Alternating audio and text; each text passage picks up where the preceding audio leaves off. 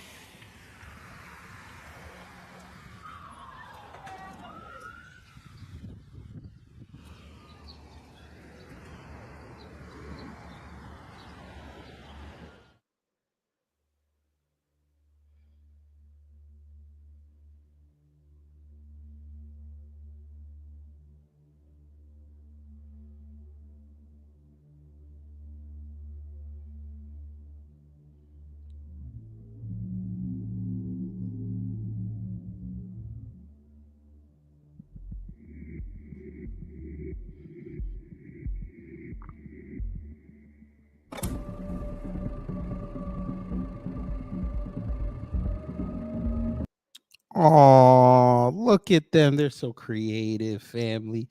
They went and dug up his old arrest records. They're so creative. They're so creative.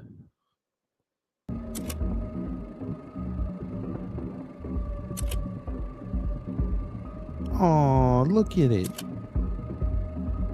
Oh. Look. Look.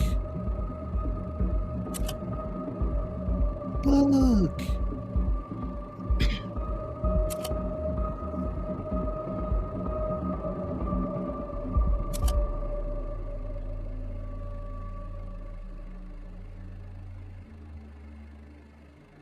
Look.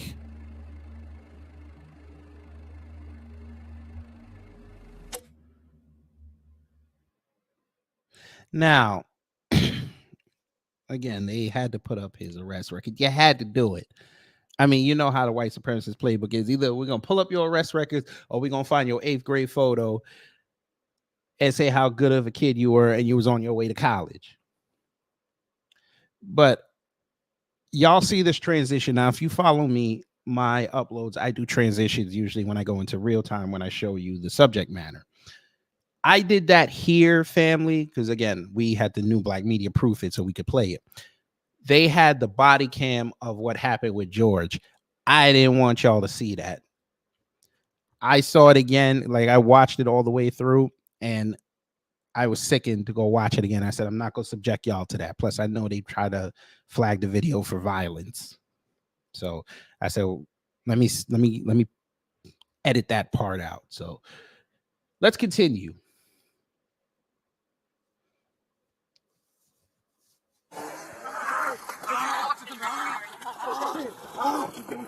I don't think we need to see this part. I'm moving. Mama. One of the front couches. Mama, on my right side back. Mama. And we continue. The body camera is out there. It shows exactly what I did, exactly what the other officers did. No, we didn't shoot him. How was George Floyd acting during that arrest in 2019? Everything was almost identical. I mean, the initial stop. So we're going back to 2019 now to show what?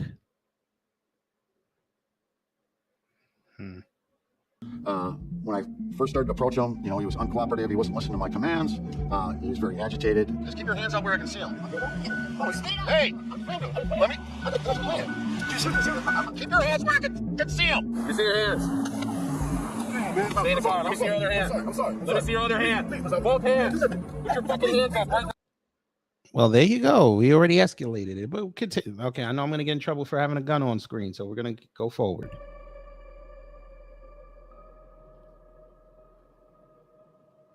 So this says none of them mentioned that officers called for an EMS ambulance 36 seconds after George Floyd was on the ground. Meanwhile, body-worn camera videos from the arrest of Mr. Floyd were kept from the public. So you see how they lie? Okay, family, like we didn't see the EMS worker and the other person who had medical training try to get in there to go get Mr. Floyd some help, and Juntao, aka Thutao, the last cop that got convicted, tell them to get back. We didn't see this, right? We made that up. That was AI before AI was AI. We're not talking about Allen Iverson. Cool. Got it. Black Light Revelations. Hello. Cool. Just want to make sure we're covered. And here comes the propaganda.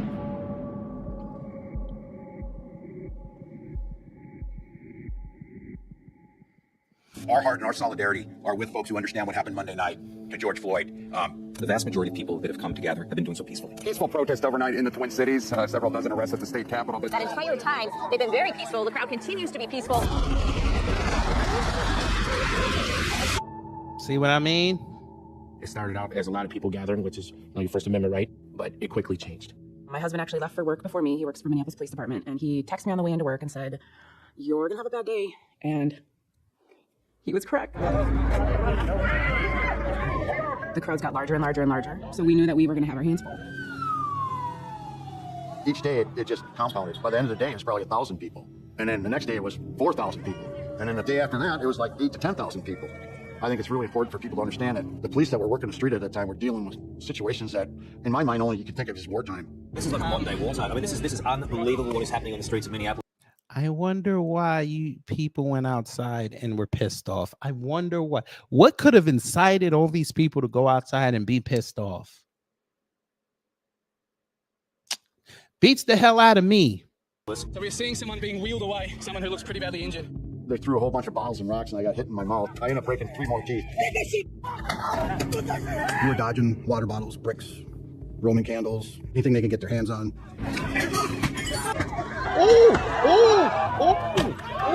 It was Wait a like minute. living in a third world. Oops. Wait a minute. We gotta go back. Wait a minute. Did y'all see that, family? Wait a minute. We gotta go back a little bit. Did y'all see that? I know it's violence. I know I ain't gonna get full monetization. I don't give a damn. Did y'all see that? Hello, Mr. White Man. How are you?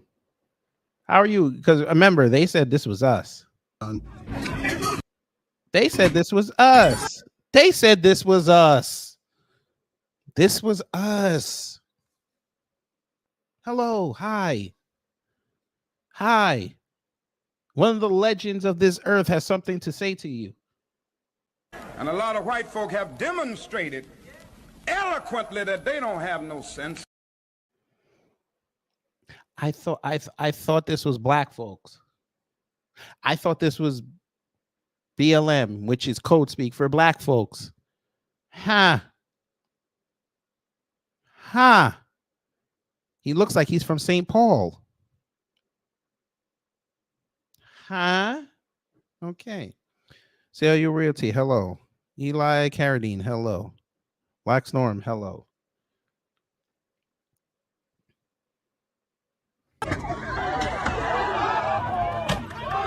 It was crazy. It was like it was living. Look at white folk. Like, what is going on? What do you mean? What was going on? You see that?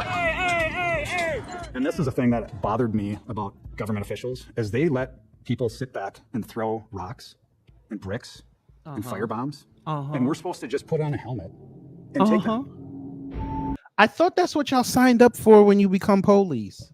I thought that's what y'all. I thought that was in the job description, to keep the public trust and to protect individual businesses. That's the role of police.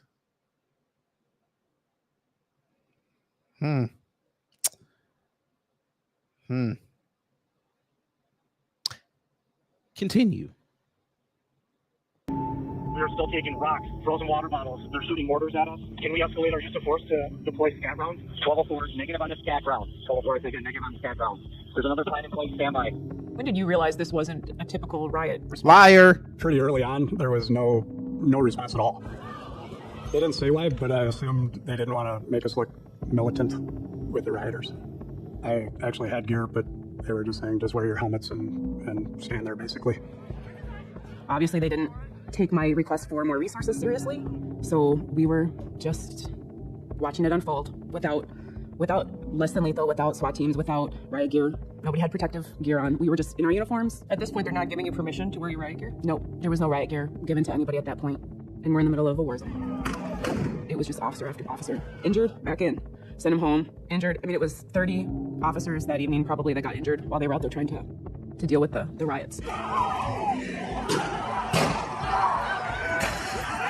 We were in a squad car. It's funny that she says that they weren't equipped to handle what was going on, yet we saw the photos of police in riot gear pushing back protesters. I mean,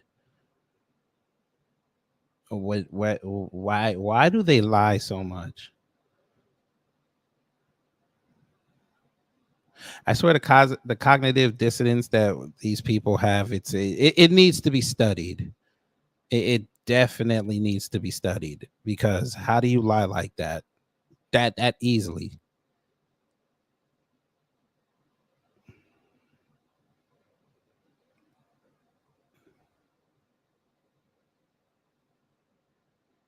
Maybe if they took them cops who deleted that man off the street immediately and fired them and arrested him, maybe Minneapolis wouldn't have burned. But what did y'all do? Y'all put them on desk duty. And you wonder why people were pissed off.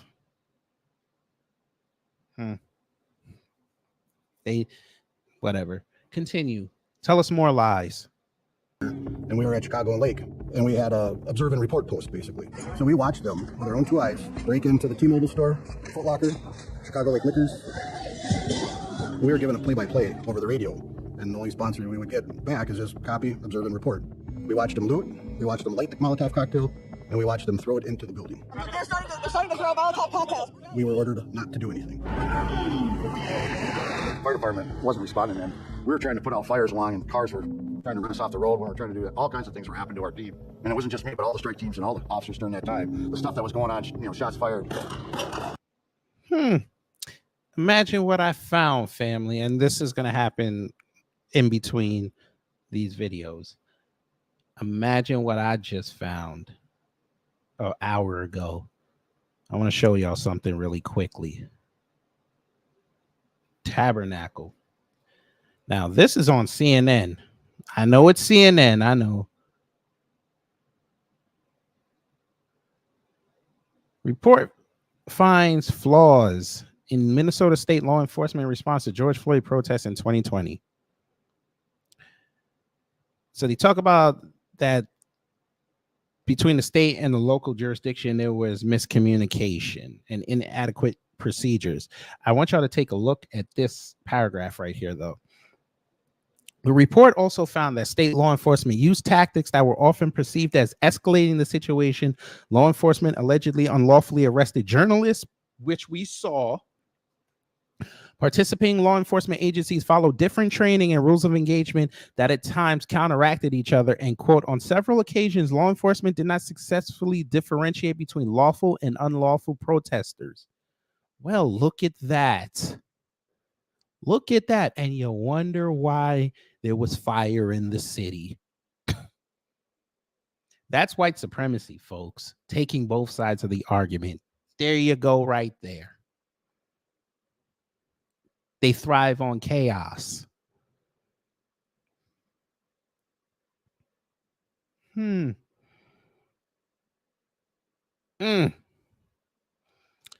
we continue. I just wanted to share that with you really quickly. Continue. It was complete, utter chaos. This was just kind of wandering around aimlessly, waiting to be told what not to do next. Did you ever feel like there was a plan? I am reaching to the command post over and over again about what's our plan, what's our plan, what's our plan, without any response whatsoever. They're not saying anything at all? No, nothing. Command post, you copy? Command, can you advise? The elections were coming up. Everything's politically driven. They were going to use this incident for a political narrative, and they did.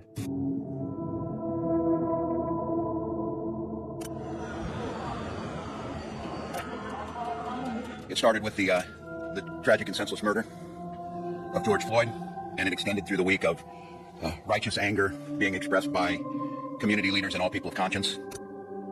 If you're feeling that sadness and that anger, it's not only understandable, it's right.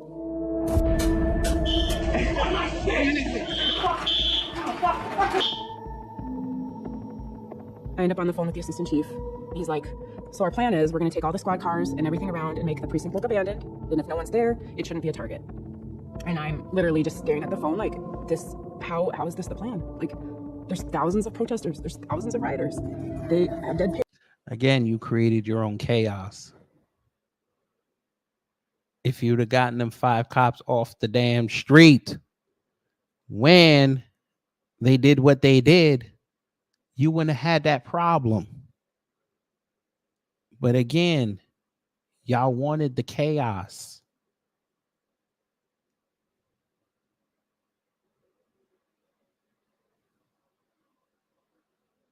In front of us. That signifies they will kill a cop. We were tasked to go down to the precinct to remove all of the shotguns and patrol rifles and ammunition from the precinct. When I got down there, you swear it was kids moving out of college dormitory because everybody, there was moving trucks and everything out back, literally emptying out the precinct. People were showing up at the precinct. I got it, gathering Rob. their things. So they'd come through the fence, get let in, go to the locker, grab their stuff, and walk out. I was like, where are you going? Oh, I'm just coming to get my stuff in case they give away the precinct. Like, it's got our museum stuff. Pretty soon, 2 vans showed up and cleaned out all the museum items. You're talking 20, 30 years of pictures, artifacts that are on the wall for, supposed to be for eternity. So you're a lieutenant in this building, and you don't even know that the plan is to surrender it later in the evening. No, not even a clue. As they were like cleaning things out, they took all the cameras out because they didn't want the rioters to break them. We're now in a precinct with boarded up windows. I could tell what was going on outside. I couldn't see it, but you could hear it. You could tell. I knew there were fires. The radio traffic was completely insane. It was fire after fire after fire. The whole city was burning, just like night 1 and night 2. Looks like the U.S. base building, 20 Chicken Races on fire. Flames above the buildings in front of us. W, U.S. base gas planes and base appears to be on fire. Copy, large fire east of the 3rd precinct, 2118. I was shocked. I said, no way, no fucking way. And the city's not that stupid. They're not going to do that. You can't just give up a precinct. I did not think anybody in their right mind would think it would be a good tactical move to give up a precinct. I made the decision to evacuate the 3rd precinct. When do you get word that it's finally time to leave the building? So I get a command over the radio that we need to evacuate the 3rd precinct. Evacuate now, evacuate now. I said, like, right now? Do we have to evacuate right now? And they said, yes, immediately. You need to evacuate now. Evacuate, evacuate, evacuate. I have 50-some people. I quickly get on the air and tell everyone to gather in the roll call room. I get a phone call from the head of 911 as I'm trying to do roll call, and she says, our whole 911 backup system is there. You need to go get the radios. And I'm like, okay. So either we're in so much danger that we're trying to evacuate right this second, or we're not. We're going now as fast as we possibly can. A few SWAT teams come in. I realize they are our escort out, and one of the SWAT team leaders looks at me and he says, why are we evacuating? And he's coming from the outside in, and I can't see on the outside of the building, so I'm like, why? And I don't know. He doesn't know. I don't know. We just have to evacuate. Evacuate now, evacuate now. 10:21:55. They're about to breach the barricade. Everything was happening so fast and there was such chaos. You know, the heart's racing right now talking about this. Okay. Again, they like to lie. And here comes the fake tears. Here comes the lie. Again, I'm still going to harp on this point all through this. They keep saying that they were not adequately ready to handle this. So tell me how a cop got convicted. I want y'all to listen to what I'm about to tell you. Tell me how a cop got convicted for assault during that protest in full SWAT gear. You don't believe me. I figured you didn't. This ain't for y'all. This is for the trolls that are going to come up in here later. Well, then. You know, let me go here. There's a growing concern. Yeah, let's blame the media for how the protests were reported on. Not the fact that y'all caused it. Former cop pleads guilty to assault, apologizes for historical and institutional problem at Minnesota Police Department. The deal doesn't include jail time, but Justin Stenson can never be a cop again. And that's the cop. 2 days after George Floyd died. Kind of looks like he's in riot gear, doesn't he? Kind of looks like SWAT gear now, doesn't it? Even though them two cops in that document, well, that shitumentary said that they were not equipped. Well, ain't that something?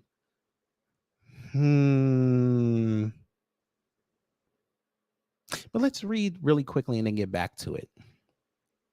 I am sorry, former Minneapolis police officer Justin Stenson said Wednesday in a Hennepin County courtroom. Now, this was back in May 10th. Stenson's apology was a remarkable turn in a case that began nearly 3 years ago with police and prosecutors describing Stenson's victim, Jaleel Stallings, as a would-be cop killer. Also striking is Stenson's admission in a letter of apology to Stallings, saying his actions reflect a deeper historical and institutional problem with the Minneapolis police and how some officers have responded poorly to the urban communities. I have realized there is a lack of trust in police, especially on the part of non-whites, and that this lack of trust is foundationally related to interactions that individuals like yourself have had with particular officers like myself, he wrote. The violence visited upon you that night has been felt by all our citizens. That makes Stenson a rare police officer in the troubled history of the department to break the infamous blue wall of silence. Stenson was dressed in a gray suit and closely cropped haircut in the courtroom. He said he was part of a SWAT team trying to regain control of a chaotic city 5 days after George Floyd's police deletion amid arson, riots, and protests. They saw a few people breaking curfew standing in a Lake Street parking lot. An officer threw hot ones at them with 40-millimeter plastic projectiles. Stenson said in court he saw a man crouch down as if he was reaching for a rock or something, so he let off too. Stallings is an American veteran who had gone out that night to protest police misconduct. That's Mr. Stallings. He was struck in the chest with a 40-millimeter plastic round, and not knowing that the van was filled with police officers, fired back with his thing. Thinking they were white supremacists the governor had warned the public about. Stallings purposely missed, hoping to scare them off, he later testified. Stenson said he saw Stallings point the gun and shoot at the van and saw the bullets ricochet off the pavement, sparking in front of the van. The SWAT team spilled out of the van, yelling, "Shots fired." Realizing they were cops, Stallings dropped his gun and fell flat on the ground, arms out, surrendering. Now listen to the next part, because I remember seeing this video. Stenson repeatedly kicked Stallings in the face and head, punched his head multiple times, slammed his head into the pavement, and kneed his face. Stenson beat Stallings so badly, he said his hands and feet hurt afterwards and wondered aloud whether he broke his hand, according to court documents. In the courtroom Wednesday, Stenson said he didn't know where the gun was when he approached Stallings, but admitted he crossed the line, let his emotions get the best of him, and used excessive force.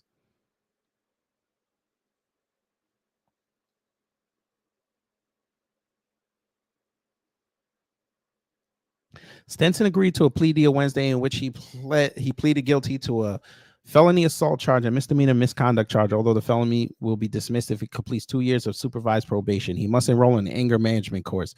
Will never be allowed to be a Minnesota police officer again. Code speak me. He could just move out of state and become a cop somewhere else, but okay.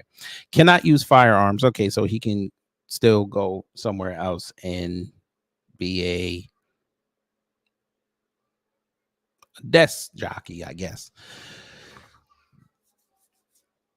And will serve 30 to 90 days of community service. District Judge Shireen Ascalani scheduled sentencing for August 9th.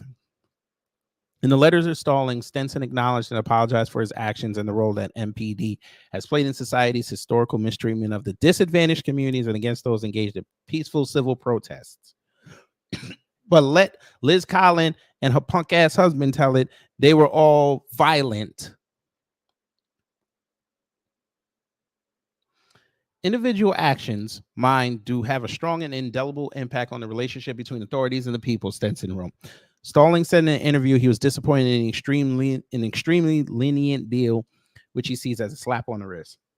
I was held to a high level of accountability, Stallings said. Stallings wound up hospitalized with a fractured eye socket and charged with 8 crimes. 8. I want y'all to understand this. 8. The cop who kicked him in the face and beat the hell out of him. What'd he get? 2, with the option of having 1 dropped after 2 years. Interesting. Including attempting to delete police officers. He was acquitted by a jury after body camera and surveillance videos contradicted the officers' stories, as the Reformer first reported. Luckily, Stallings noted he will have served more jail time than all of the officers in the SWAT team combined. He was jailed for 5 days before being bailed out by the Minnesota Freedom Fund. Stallings says prosecutors should send a message to the public that they take police brutality seriously by imposing more serious consequences. He's not even walking away with a permanent felony, Stallings said. And it goes on. I'm going to put this in the chat.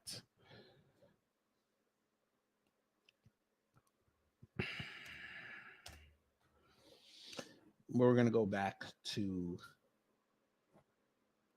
the shitumentary. What the hell?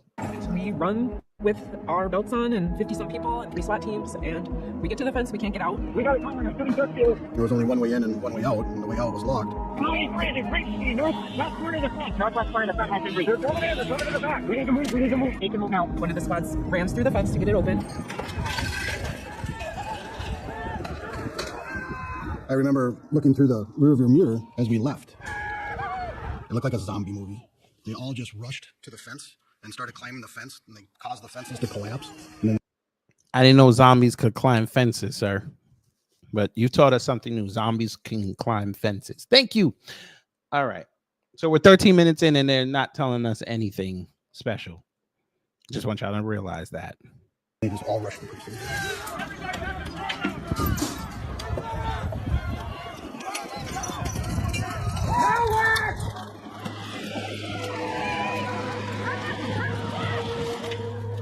And as we were driving down the line, every window got broken out of the squad car. Driving the gauntlet down Snowden. Can you believe this is happening in that moment?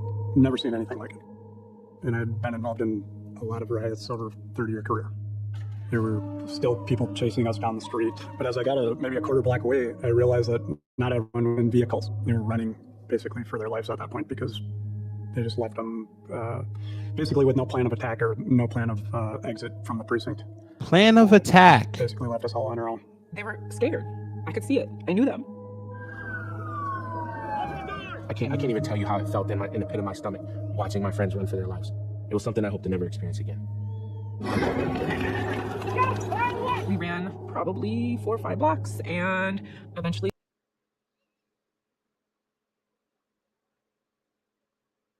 It was something I hope to never experience again.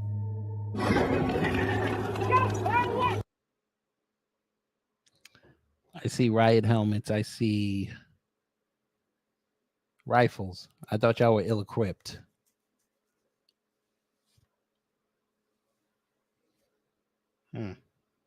we ran probably 4 or 5 blocks, and eventually 2 buses show up. We get on, and it was just pure silence.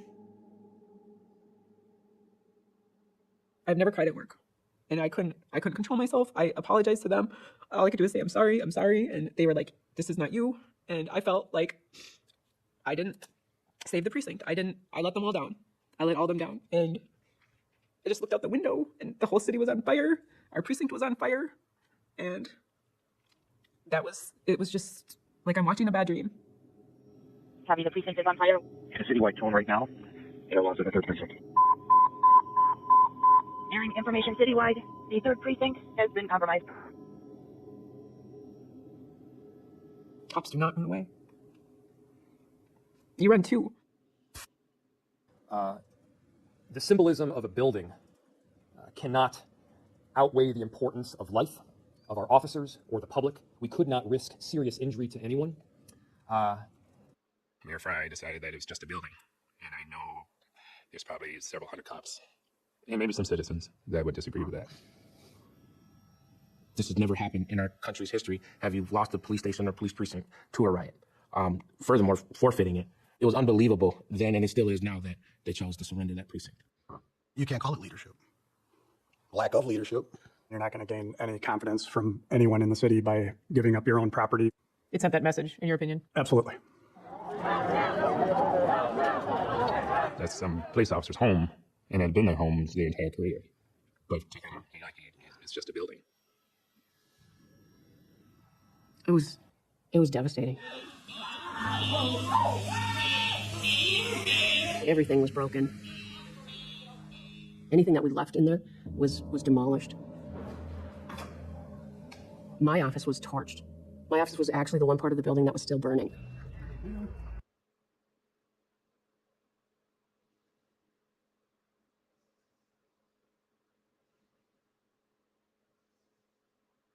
You know,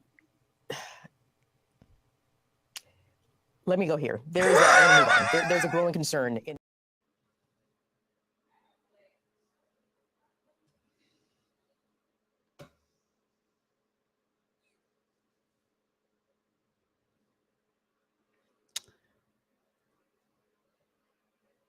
We know why they didn't mention about the Boogaloo Boy. We know why they didn't mention the Boogaloo Boy. We know why they didn't mention the Boogaloo Boy. Because conservatives, hey, conservatives, you scumbags, the Boogaloo Boys are yours.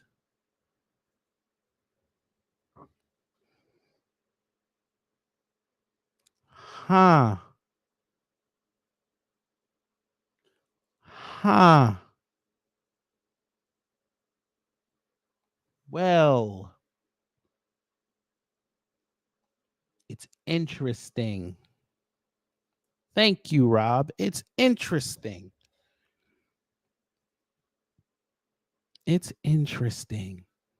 A right-wing extremist boasted of driving from Texas to Minneapolis to help set fire to a police precinct during the George Floyd protest, federal prosecutors said. U.S. Attorney Erica McDonald said on Friday that she had charged Ivan Harrison Hunter, a 26-year-old Texas resident, with traveling across state lines to participate in a riot. The charges are the latest example of far-right extremists attempting to use violence to escalate national protests against police brutality into an uprising against the government and even full civil war. The case also reveals the extent of the coordination between violent members of the nascent far-right Boogaloo Boys movement operating in different cities across the country. According to the criminal complaint against Hunter on May 26th, as intense protests broke out in Minneapolis over the killing of George Floyd by a city police officer, a Boogaloo Boy based in Minnesota posted a public Facebook message, "I need a head count." Huh. Interesting.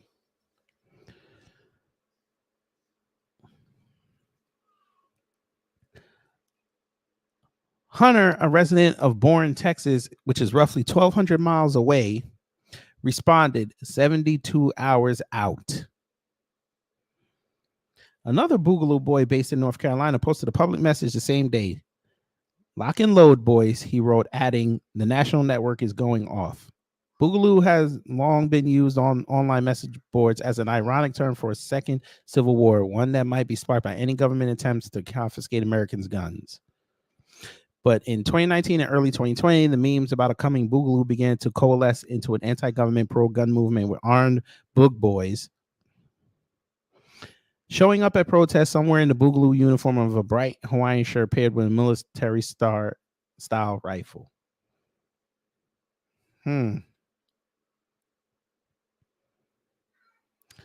Here we go.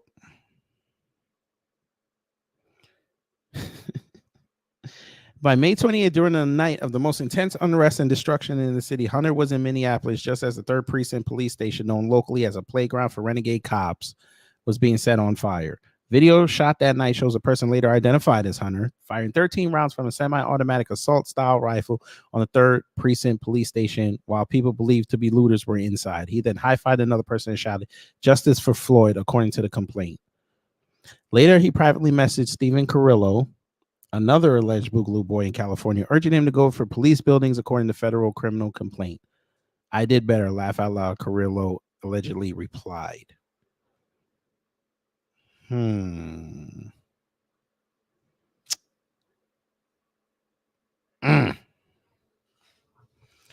There you go. But sure, Liz. Sure. Leonard DeYuta, hello. Jesse Paris, hello. Torian said, "I remember this guy spoke about this dude. Mainstream media halfway reported this, meaning they only showed the precinct in flames and not showed the person who kicked it off." No, because they wanted everyone in the world to assume that it was us that did it. But there you go. Back to the shitumentary.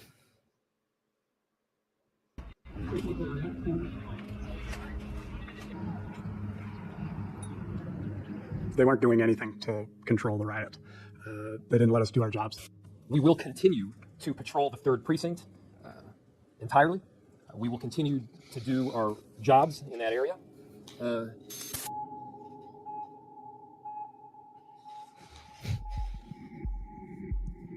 Oh, here we go.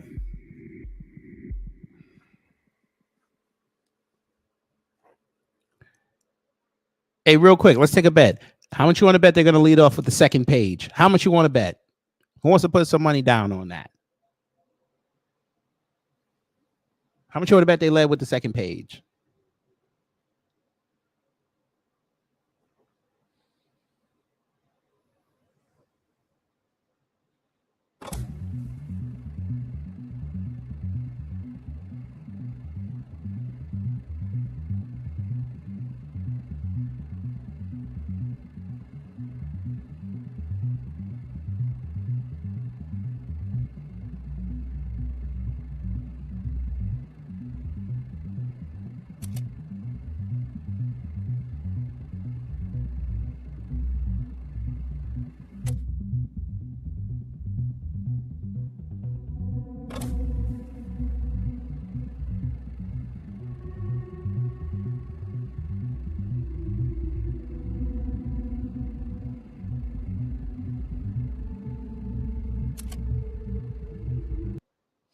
What was that?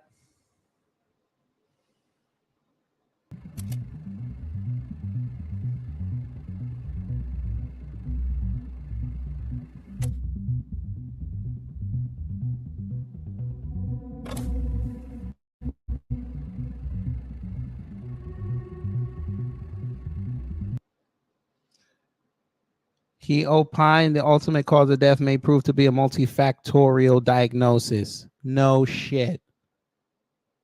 Because the video just, the video didn't exist, family. It was the damn fentanyl. The fentanyl. Not the knee. Not the fact that you had that man on his stomach on the ground. None of this. And I love how they always say knee on the neck. If you had your knee on his shoulder blade, he could have gotten up. You lose your leverage. You idiots. Since y'all don't know anatomy. If I put my knee on your back, you could still move around enough to get up. I put my knee on your neck. You're not going anywhere. You're risking pushing your head further into the pavement and or breaking your neck. Since these idiots don't understand how anatomy works and how symmetry works. But okay, they're the bastions of intelligence. We continue. Go ahead.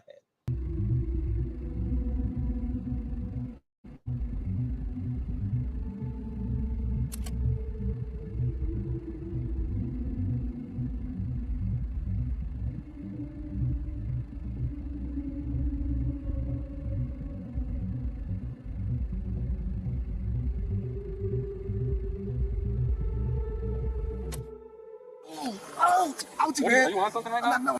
We're not watching that.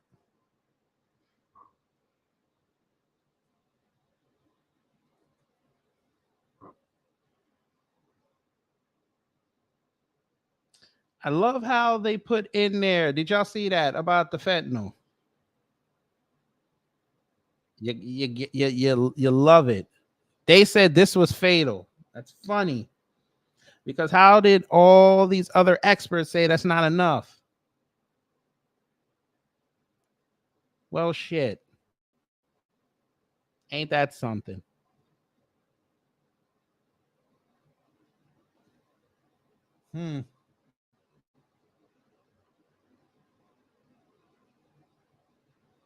Y'all don't believe me. I figured you didn't. I figured you didn't. I figured you that different. Okay. We finna show something. We finna show you something. Because again, these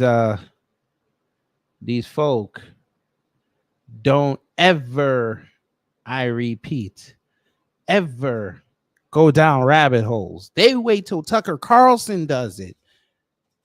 And this is after he skews it to fit his narrative. Or OAN. Or what's the other one? Newsmax. Guess what they did? They did a study about fentanyl. That's right. Look, it was corrected. Now, they published this way back in 2012. 2012. So we're 8 years before George Floyd was unmercilessly deleted. What did they say? Transdermal fentanyl, an opioid used for management of marked pain, also is abused and may cause death.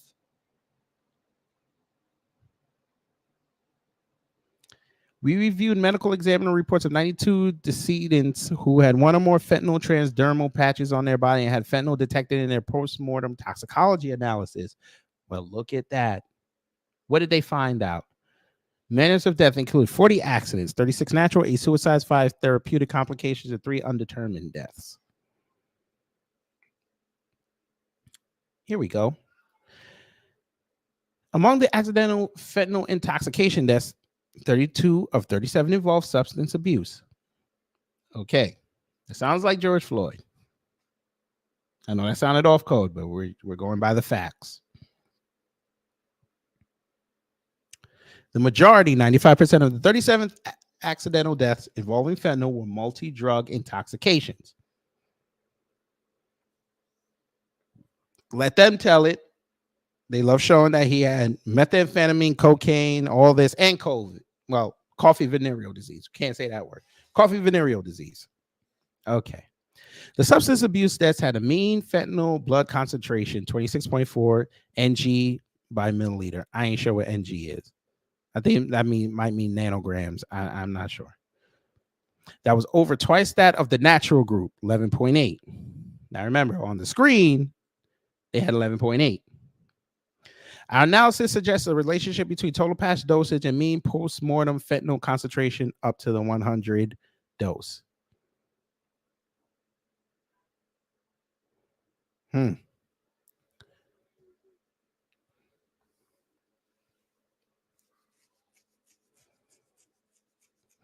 very wide and overlapping ranges of postmortem fentanyl concentrations effectively nullify the utility of correlating the dose and expected postmortem concentration for any particular death. Based on the variable relationship between dose and blood concentration, antemortem dose cannot be reliably predicted based on the postmortem concentration. This does not, however, render the medical examiner / coroner unable to determine the cause and manner of death because the toxicology results are only one datum point among several that are considered. I'm going to read that last sentence again. This does not, however, render the medical examiner / coroner unable to determine the cause and manner of death because the toxicology results are only one datum point among several that are considered. So these dumbasses keep running around saying that he died over fentanyl, yet we saw the video and the first page says blunt force trauma. The Independent said asphyxiation. They do something called, they check your blood gas, you idiots. For a whole bunch of conservatives that run around and say that they're the smartest people in the room, y'all ain't got no doctors on your side. It's funny, you did this whole fucked up documentary, shit-umentary, I'm sorry, and you didn't interview not one doctor.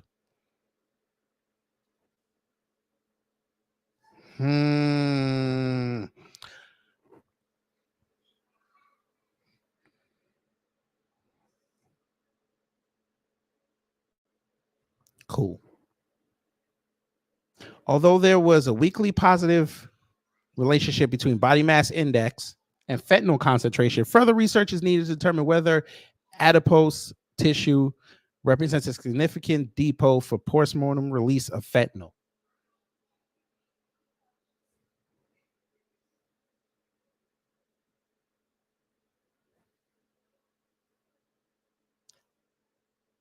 You know, and a lot of white folk have demonstrated eloquently that they don't have no sense. It's funny. They keep telling us they're the smartest people, and they don't even do the most basic of research.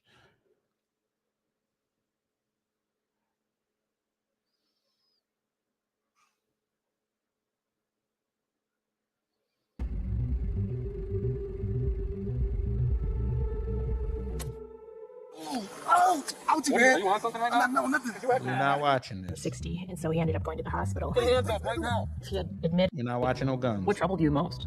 At the very end of Thomas Lane's body cam video, One of us right with? Yeah. Right with? Sorry, my phone. the paramedic handing the bag to Thomas Lane to ventilate the patient, you can see that the oxygen tubing is coiled up. It's not even attached to the oxygen source. I'm sorry. I forgot she That's was the a big doctor. mistake. That's my fault.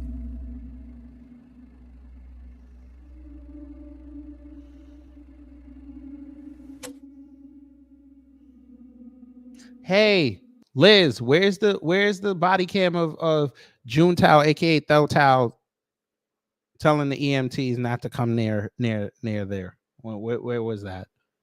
Huh. Okay.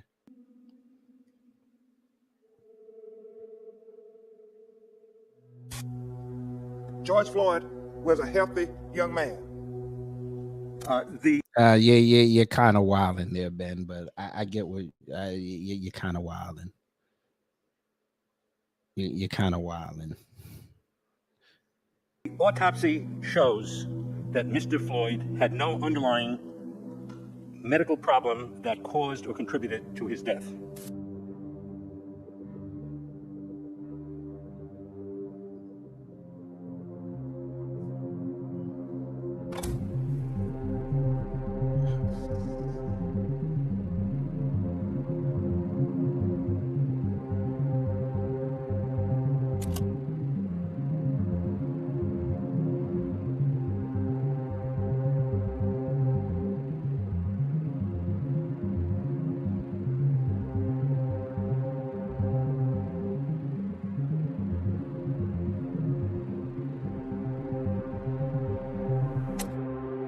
You didn't read the rest of it. Today, I filed an amended complaint that charges former Minneapolis police officer Derek Chauvin with murder in the second degree for the death of George Floyd. I believe the evidence You didn't read the rest of it. now supports the stronger charge of second degree murder. We've consulted with each other and we agree. Hey, asshole. You didn't read the rest of it. Finally, I'd like to announce that today, Minneapolis County Attorney Michael Freeman and I filed a complaint that charges police officer King, Lane, and Tao with aiding and abetting murder in the second degree, a felony offense. I strongly believe that these developments are in the interest of justice for Mr. Floyd, his family, our community, and our state.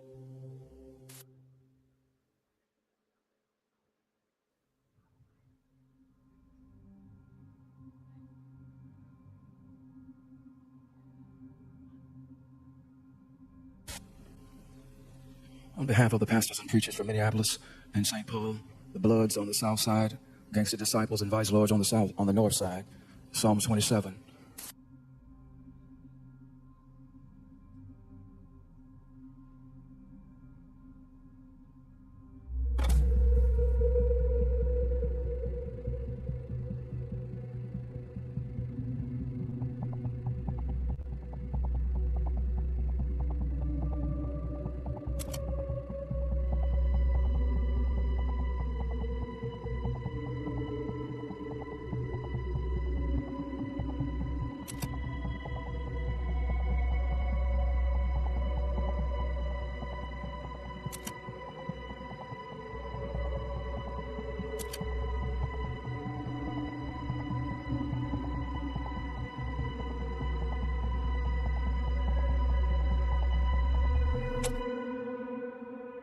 When and how did you become concerned about the autopsy of George Floyd?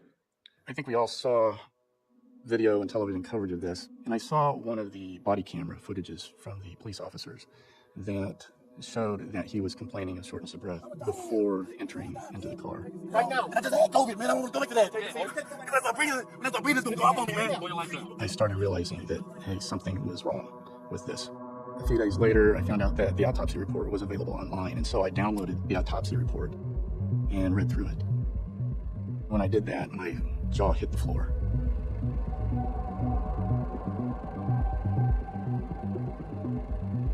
Go page 2. What did I tell you? No underlying medical problem. George Floyd was a healthy young man. An article published in a peer-reviewed journal identified 17 errors in George Floyd's autopsy. Do these errors raise questions about how George Floyd died? Yes. In patients that have acromegaly, they tend to die from cardiovascular complications such as heart attack or arrhythmias. Do you feel in a way they were trying to hide this information? I'm not sure if the How the hell did they hide it? Never mind. medical examiners were trying to hide it, but it seems like the prosecutor team was trying to hide it. How the hell did he hide it when he put up? How did they hide it when it was on the first page? How did he hide it? How did they hide it? The white supremacists have been running around for 3 years saying he had an enlarged heart. How did they hide it? You interpreted it the way you wanted it interpreted.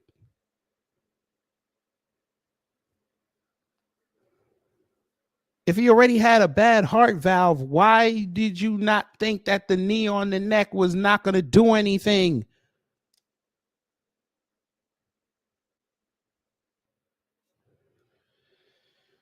Oh, God. Okay.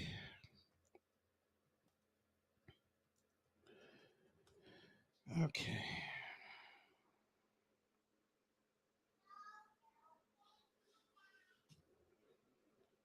Okay.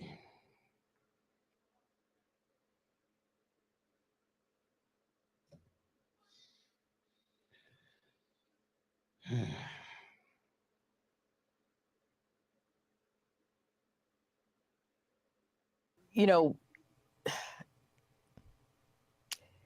let me go here. There's a growing concern in Mayo Clinic. What does an enlarged heart mean?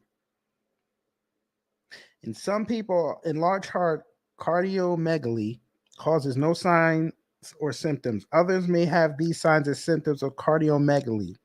Shortness of breath, especially while lying flat.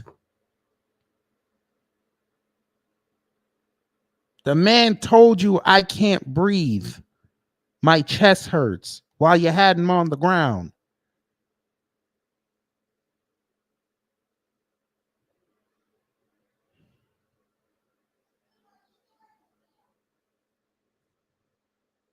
Maybe I missed it.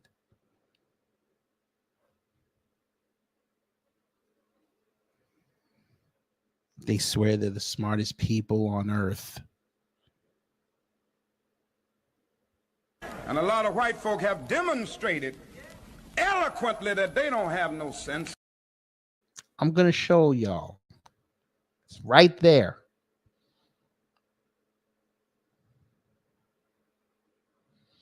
Shortness of breath, especially while lying flat.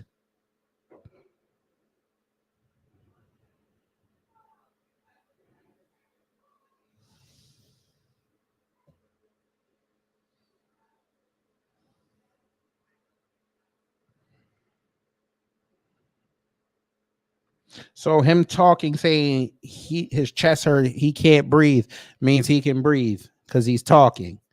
All right, motherfuckers. All right. Continue.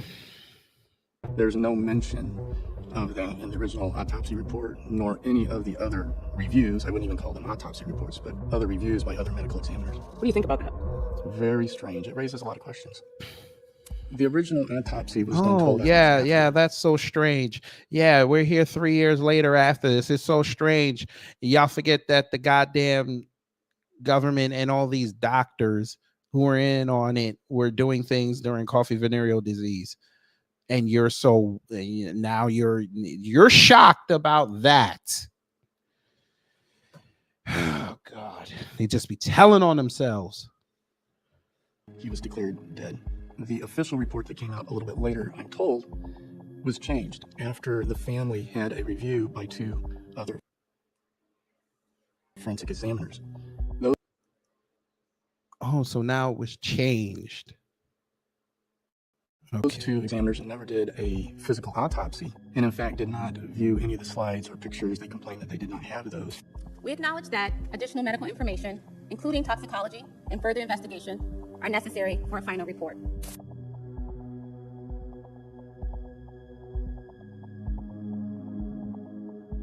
What do you think of the federal government's involvement in this case? One of the first questions I asked was the FBI involved? And when I found out the FBI involvement was within 12 to 24 hours, that really raised a red flag for me. The FBI conducted a meeting with Dr. Baker, which really raised another red flag. I think there's a lot of questions that remain unanswered with this. And when I... So you're telling me that a black person that got deleted by the police, this is the first time that it's ever had the FBI show up.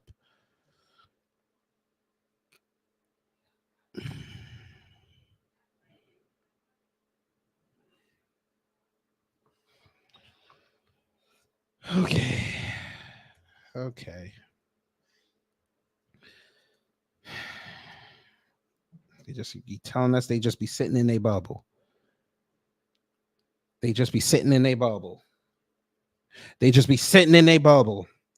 They just be sitting in a bubble. They just be sitting in a bubble. They just be sitting in a bubble, right? They just be sitting in their bubbles.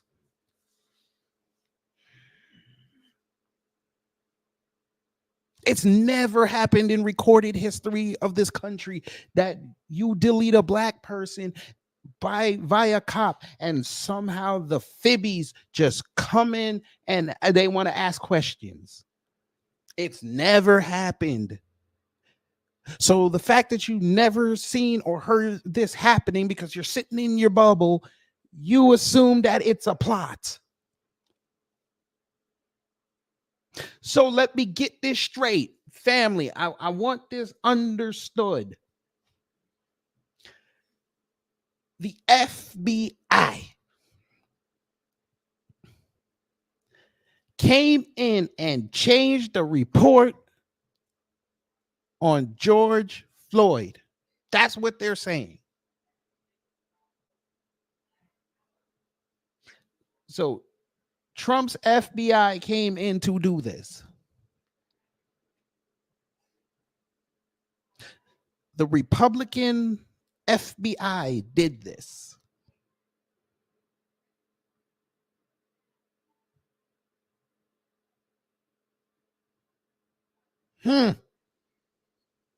Interesting. Because this has never happened. It's never happened. We could just put in names. Let's see. Does it look like, okay, so they didn't do it for a Tatiana Jefferson. Let me see something.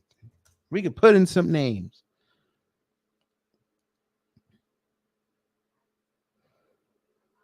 Officers won't face federal charges. So they weren't there. Okay.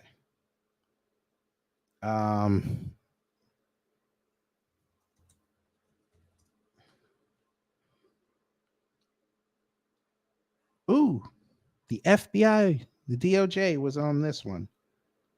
Yeah, because the federal yeah, because it's never happened before, right? It's never happened before. You found it strange. You found it strange. Breonna Taylor, the jackass Daniel Cameron said he contacted the FBI. Oh my God, this never happened. And this was 2 months later. Oh my God. The FBI is never involved. You're right. You got it, Mr. Whiteman. You are the smartest in the room because you have a doctor in front of your name. Continue talking. Matter of fact, I didn't even show y'all. Look.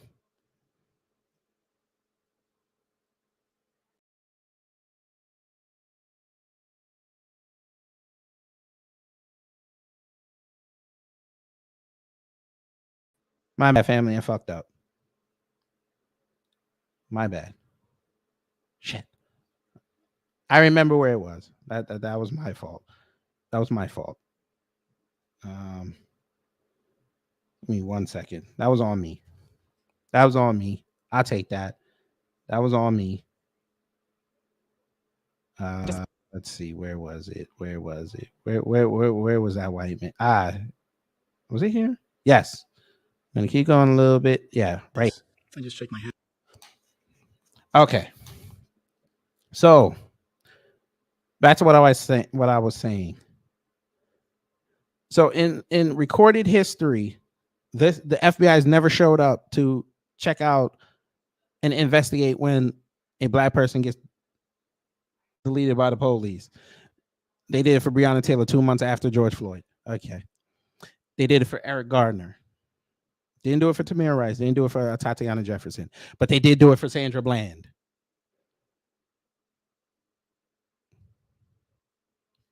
So according to this Dr. White man, this has never happened.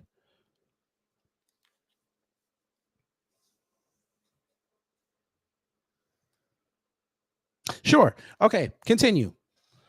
Almost crying compassion at what has happened to Minneapolis.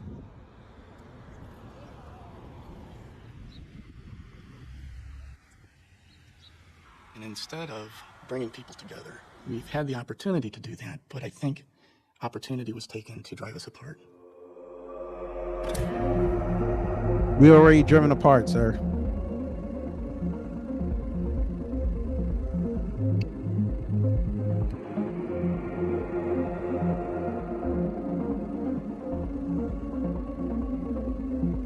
Again.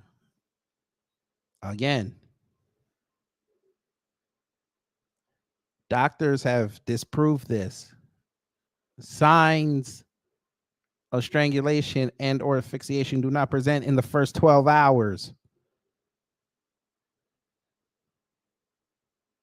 That's why you do blood gas. The only way you could tell strangulation happened is if they have a rope or some other object that you were used to strangle them is still present.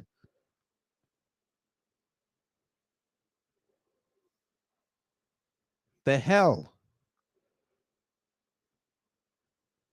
But okay, continue, talk. Here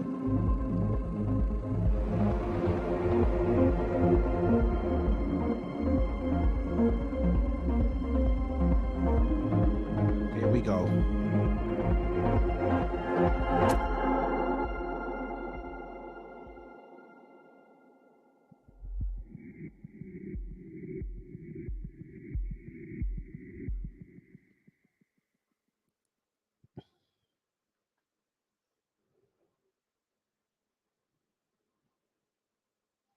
Shaving is in the courtroom, but America's on trial.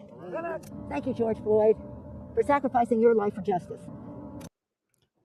And we're still pissed off that she said that.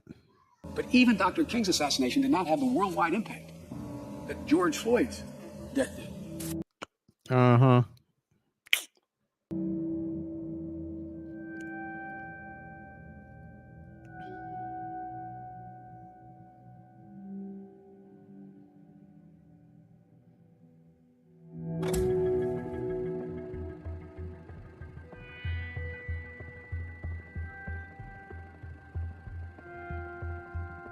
You think you said it. You said MRE.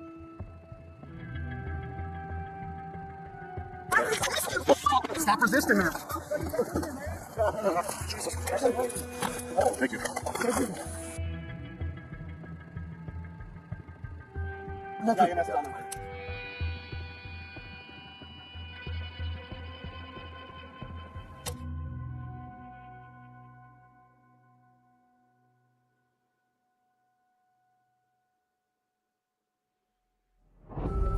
Tonight, barricades surround the Minneapolis courthouse, where jury selection is set to begin Monday for the murder trial of Derek Chauvin. The courtroom in a tower in downtown Minneapolis was ringed Monday with concrete barriers, barbed wire, and soldiers from the state's National Guard. Nearby businesses were closed and windows boarded up due to fears of arson and other property damage that occurred after Floyd's death. But I'm going to tell you, there's a new day in America, and a new day in Minneapolis. And that day belongs to all of us when we demand for justice. Say his name! Say his name! Say his name!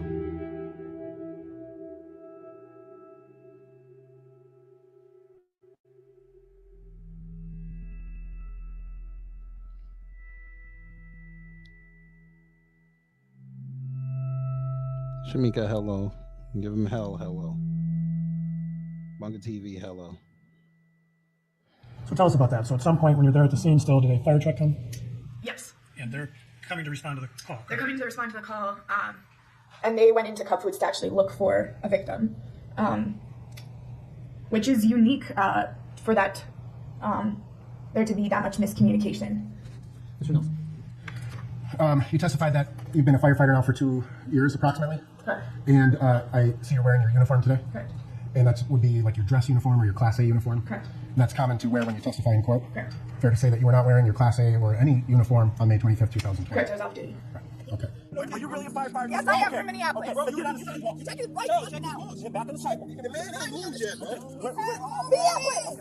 Is it reasonable to assume that if a patient is having a medical emergency and the police are present, that they have called for EMS?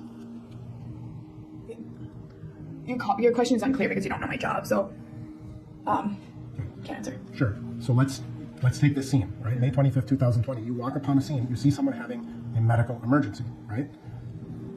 You did not call 911 to get the medics there, right? Right.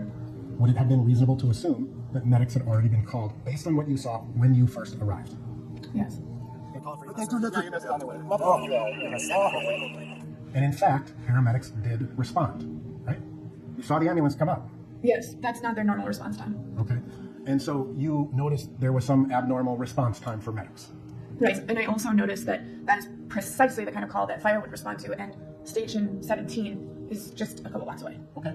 So do officers on scene decide, do we call for medic or fire? I don't believe so. I believe that's dispatching. They call for medical. So if police call dispatch and they say EMS, we need EMS code 3, it's dispatch who decides, do we send medics or fire? Well, it would be medic. It would be fire with medics, not just fire ever. I don't know the answer to that. Fair enough.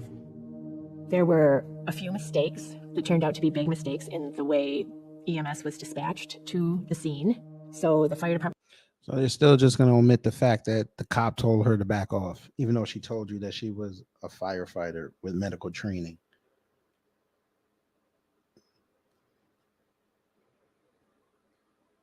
And ended up at Cup Foods walking around looking for a patient when the paramedic had already updated the location. They had moved to 36th and Park, and so the fire department didn't know that. Say that again? Whoa. Say that again? It would be fire with medics, not just fire ever. I don't know the answer to that. Fair enough. There were a few mistakes that turned out to be big mistakes in the way EMS was dispatched to the scene. So the fire department ended up at Cup Foods walking around looking for a patient when the paramedic had already updated the location. They had moved to 36th and Park, and so the fire department didn't know that. That's disturbing.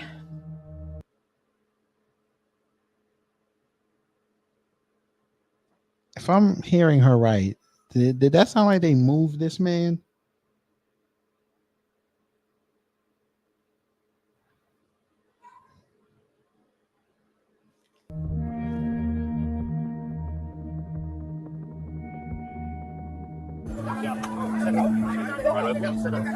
My phone's on bigger.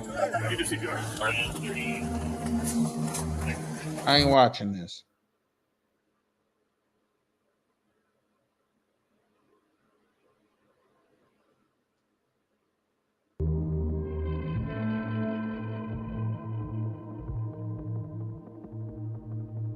And then the guys were saying, like, how's this code? I just don't understand. And then we figured out where it was. And then one of your officers was like, hey, you think dogs? The wrong spot.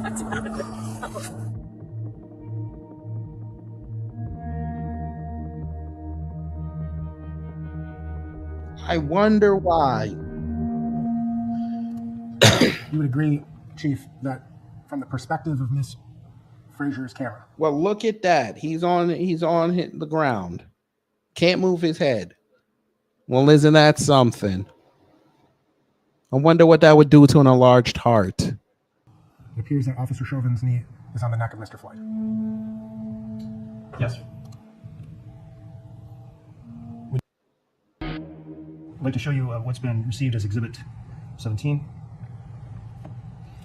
Is this a trained technique that's by the Minneapolis? Whoa, hey, you pieces of crap. Damn it, I fucked myself up again. Hey, you pieces of crap. I thought y'all told us that he had it on the shoulder blade. You pieces of crap. I thought y'all said it was on his shoulder blade, not his neck. Huh. It is not. And how does this differ? I don't know what kind of improvised position it is. So that's not what we train. As you Say that reflect on again, lady. That's not how we were trained, huh? Exhibit 17, I must ask you, is this a trained Minneapolis Police Department defensive tactics technique? It is not. When I heard that part of the it's not. testimony, I really wanted to get up off my chair and yell, bullshit. Several of those witnesses testified that MRT, or the maximal restraint technique, was not a part of Minneapolis police policy. Oh, it wasn't part of the training. The pages that didn't want to be presented in court because they weren't in the manual. I've seen the manual. I've read through the manuals. I've seen them. They're not in the manuals? Well, they sure as hell are in Derek's training manuals. So how can they say that they don't exist? That's Derek's manual. These are Derek's training manuals. And MRT is in there? Yes, it's in there. So how can you say that's not part of the training? Oops. So, oops. Oops. Oops. Oops. They tell on themselves. Oops. Come on now, dog. Come on, man. Now y'all going too far, man. You going too far, man. That looks like he has it on the shoulder blade, not the neck. Shoulder blade, lower back. Control the subject. Not on the neck. Oops. Not this. That's on the neck.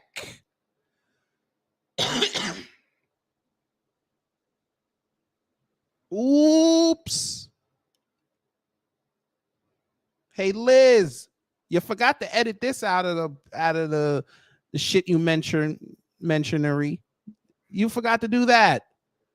Well, ain't that something? I'm play it again. I've seen them. They're not in the manuals? Well, they sure as hell are in Derek's training manuals. So how can they say that they don't exist? That's Derek's manual. These are Derek's training manuals. And MRT is in there? Yes. It's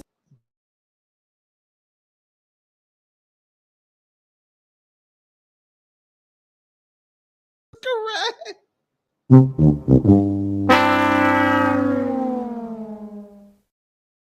The world is correct.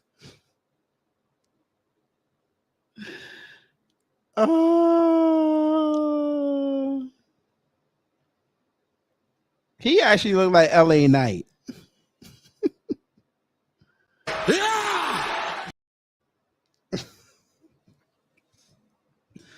That doesn't look like a neck to me. Oops. Wait, there's more. How can you say that's not part of the training?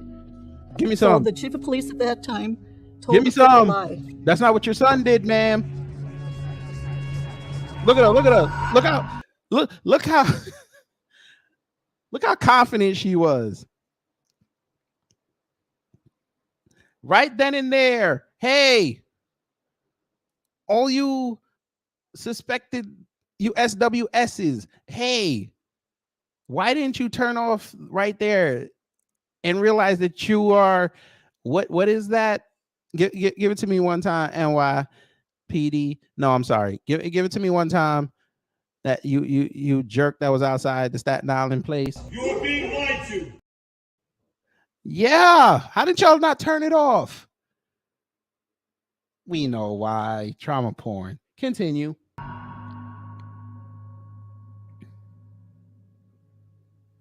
Until now. Here we go. This call is from a federal prison. Damn, nobody could sneak him a cell phone. Several witnesses, including Chief Arredondo and Inspector Blackwell, testified that they didn't recognize the technique you and the other officers were using, as if it was not a part of Minneapolis police training, but was MRT, the maximal restraint technique, part of training and policy. That was not MRT, ma'am. Absolutely. In fact, I'm looking at it right now. 5-316. maximum restraint technique right in their written policy manual. Mm-hmm. The EMS and Minneapolis fire response was not normal.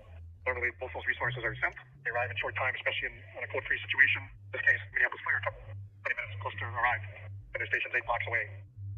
At the end of the day, the whole trial, including sentencing, was a sham. So from that point, we saw you standing there on the sidewalk, just sort of standing still. Tight, bitch. From there, did you stay in the area for a little while? Yes. And at some point, you made a 911 call. Yes. Why at that point did you call 911? I think it all settled in that I wish I would have done that immediately because it was ridiculous that fire station 17 was as close as it was, and that they hadn't been there. I should have called 911 immediately, but I didn't. And when things calmed down, I realized that I wanted them to know what was going on. Your attorney wanted to show a photo of MRT to the jury, but Judge Cahill denied it. Was this a key piece of evidence? I think it certainly is important. Just the fact that it's a PowerPoint training presentation that the City of Minneapolis Department delivered, using that photograph that at least illustrates some of the training techniques that are performed. Were you trained in MRT, the maximal restraint technique? Yes. Yes. Yes. Yes, I was. Yes, we all were. Yes, all the police officers were trained in the MRT. Your police chief said on the stand that he didn't recognize that technique. I heard him say that. It's tough to hear people lie, just straight lie. And again, goes right back to, for me, the good and the bad, like the right and the wrong. And for you to be under oath and just straight lie. The amount of training that we go through, I mean, it's consistent every single year. It's written down. It's on body cam. I mean, was that unfortunate? Absolutely. I know Derek Chauvin. It's absolutely horrific what happened, the whole scenario. But did he do anything intentionally to make that happen? No, it was. And now we're going to play the bias game. Okay, cool. All right. Mm-hmm. Mm-hmm.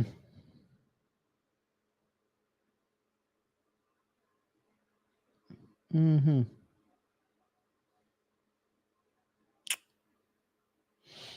Yeah. You know, let me go here. There's a growing concern.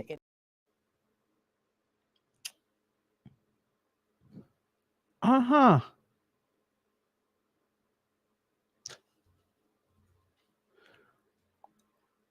Maximal restraint technique application. So they started doing this in 2002, updated in 2014, 2017, and 2018.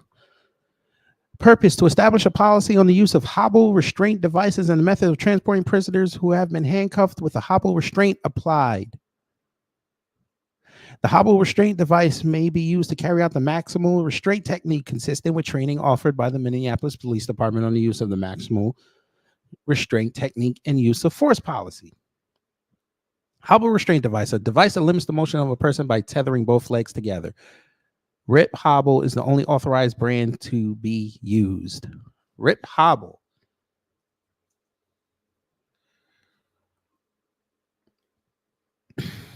Just for reference, family. Just for reference. There's your restraint. There's your restraint. Just for purposes. We'd like to make sure the family knows everything. AW1, hello. Cameron Jones, hello. Lehman Lucas, hello. We just want to make sure that y'all know everything.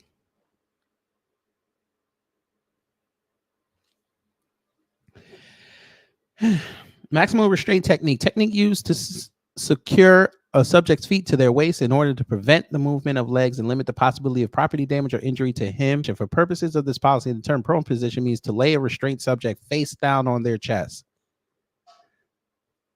Someone who tells you they can't breathe, you still did it. Okay, cool. Say less. Side recovery position. Placing a restrained subject on their side in order to reduce pressure on his/her chest and facilitate breathing.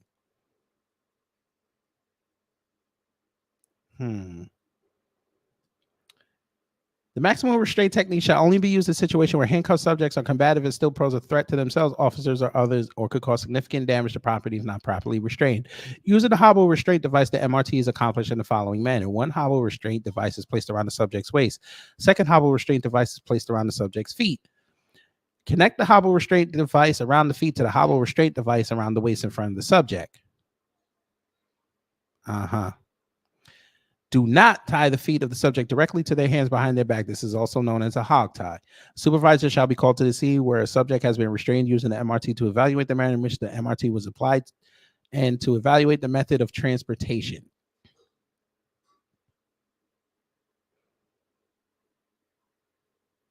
So they kept talking about the maximal restraint technique, but I love how they bypassed.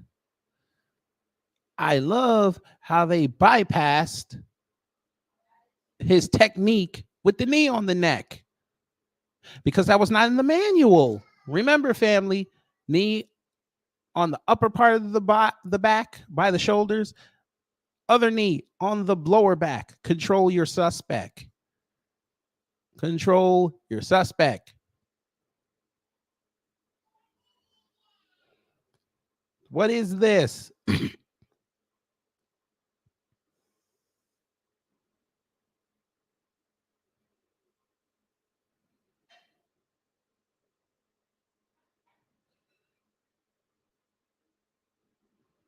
This looks like different techniques.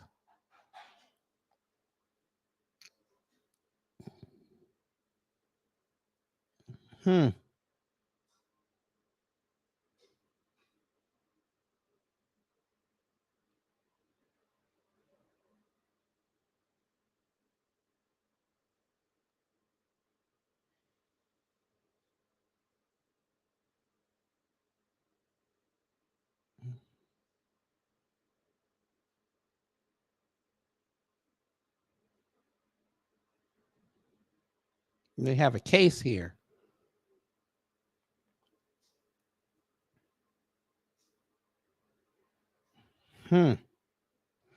I'll do this for you too, family. We're going to put this in the comments. We're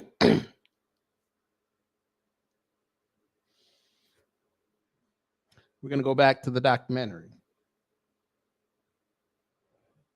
Sorry, no sound. Officer Alex King, what did you think of him?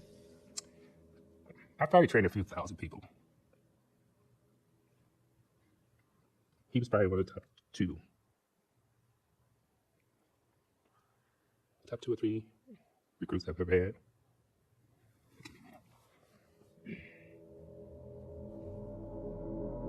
From what I've seen of the videotape, it was done at the scene with George Floyd, and the photograph in the police training manual, they look pretty identical.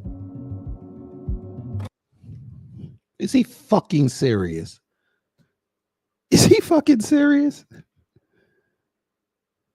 That is not even what's in the manual. Is he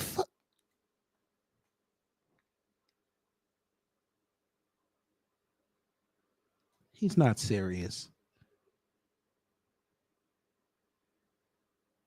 They literally 5 minutes before this, 3 minutes before this, showed you the technique. They do not look similar.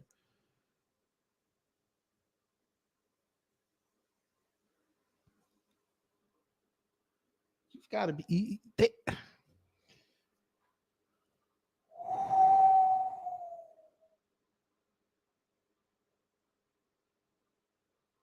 And a lot of white folk have demonstrated eloquently that they don't have no sense.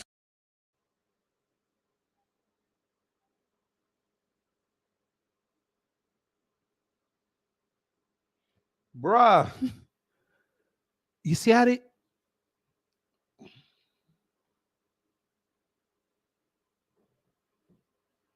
So we're going to ignore the cell phone video. We're going to ignore this. This is the narrative they try. The cell phone video is BS because we didn't see what happened while he had Chauvin's body cam. We didn't see none of this.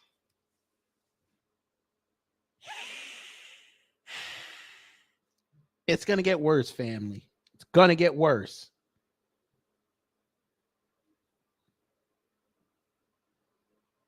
I wonder why. That's not correct procedure.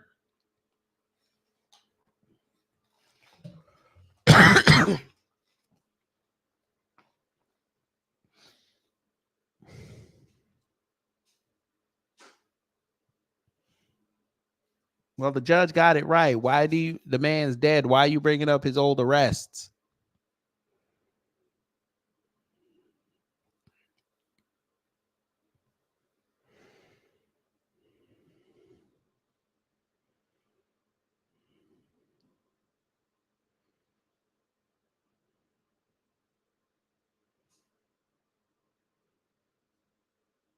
Sorry. Your business in Cup Foods. Did you return to the vehicle with Mr. Floyd?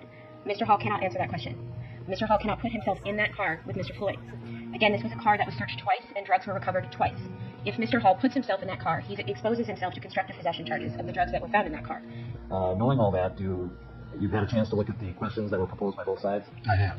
Would you be willing to answer those if I were to put you on the stand and swear you in as a witness? No, I am not. Okay, and why would you not answer those? I'm fearful of criminal charges going forward. I have open charges that's not settled yet.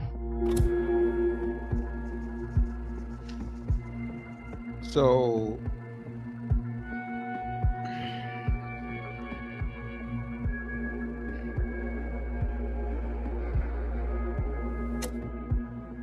You testified that you were the officer who approached the passenger side of the vehicle. You approached George Floyd on May 6th of 2019, is that right? That's correct, yes. And Mr. Floyd didn't drop dead while you were interacting with him, correct?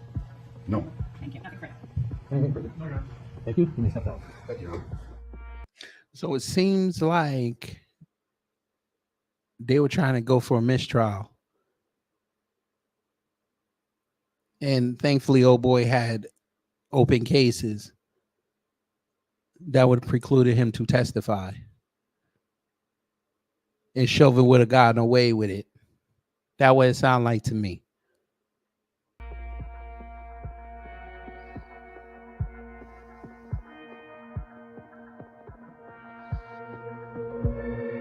The city of Minneapolis has agreed to pay George Floyd's family $27 million to settle a civil lawsuit with his family as the jury selection continues for the trial of the officer charged with his murder.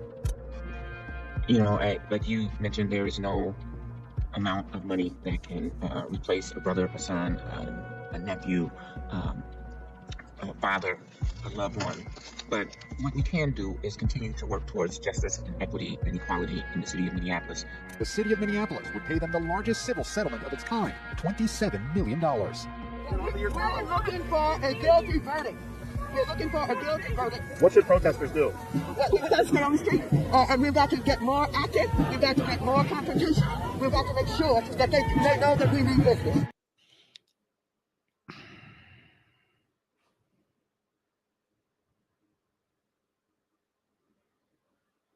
I'm aware of the media reports. I'm aware that Congresswoman Waters was talking specifically about this trial and about the unacceptability of anything less than a murder conviction and talk about being confrontational, but you can submit the press articles about that. A Congresswoman's opinion really doesn't matter a whole lot.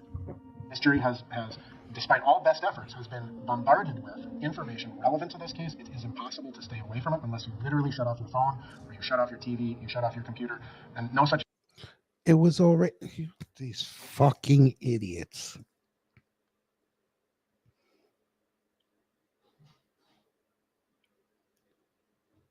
Hey, fuckface. Your man. Your client created a snuff film. The entire world saw it.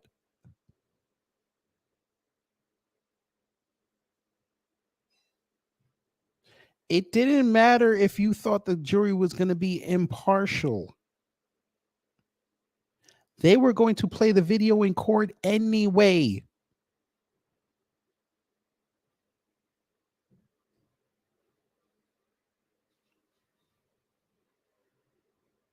You cannot. How do you sit up there in good conscience as a human being, but we know you guys are devils, and watch a man lose his life, and you're trying to blame technology?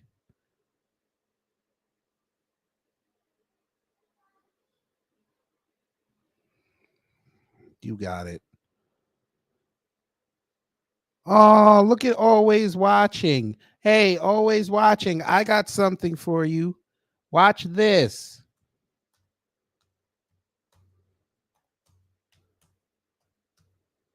Watch this.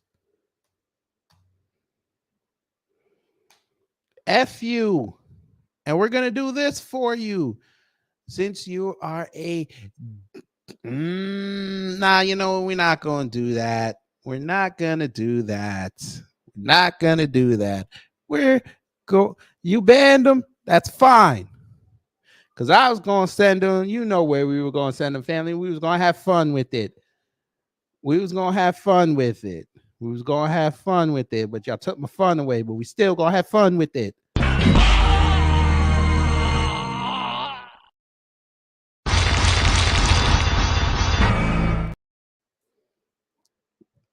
We still send them. Oh, by the way, family, it's okay. It's okay. Because I got a screenshot. We pissed them off, family. Give yourselves a round of applause. We pissed them off. We pissed them off. You know you're doing something right when they come in there and they want to show you the big word they spelt for the day. 6 letters. They want to show you that they can point to the letter on their little laminated alphabet and then type it into the computer. It's amazing. You know what? If he really works at it, in the next maybe 2 weeks, he'll be able to read a calculator. I'm here to tell you right now, we don't care. Let me tell you we don't care.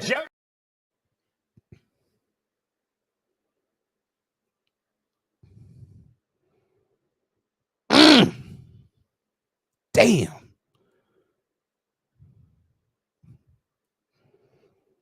It sucks. Now that he got banned, you know what he's saying to his phone as he's watching me talk about him. I told y'all bitches I had dick at the bottom and titty at the top, bitch, from day one when the door fucking open.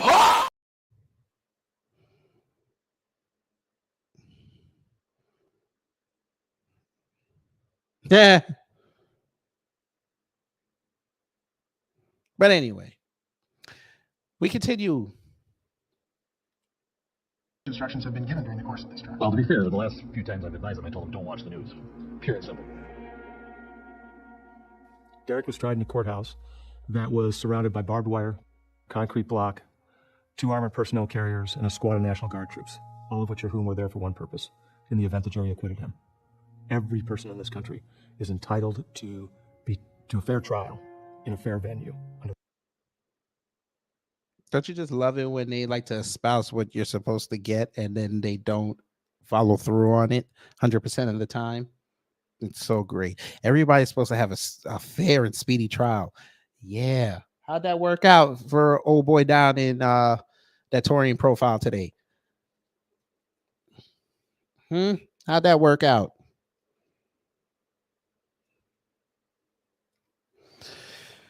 Okay.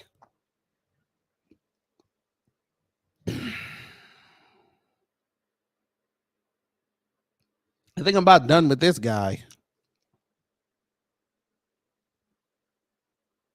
Hopefully he doesn't show back up again. It's a round. It's a rap for you round. And a rap for your round. I'll let a round rap around every rap around till it's rap around. This rap around. I'll rap around a round rap. I'll let a round rap around round. How you gonna get around that?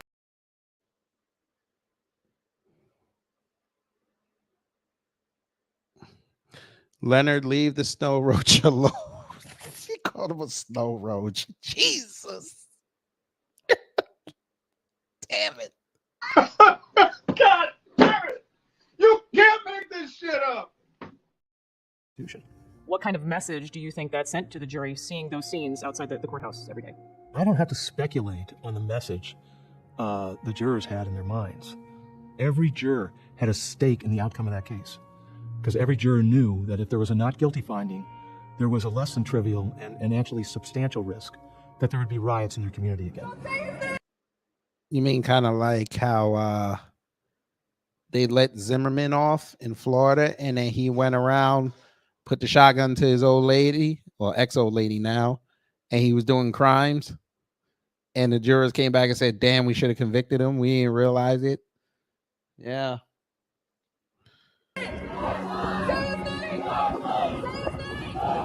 What do you think your son's case says about the justice system in America? Is there a justice system in America? Not according to what they did to Derek and the other 3 officers.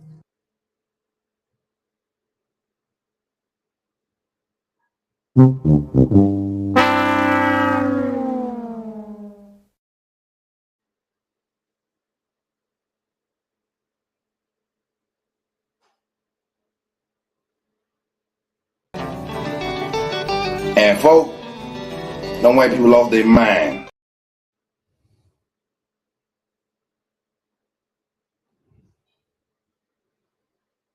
Well,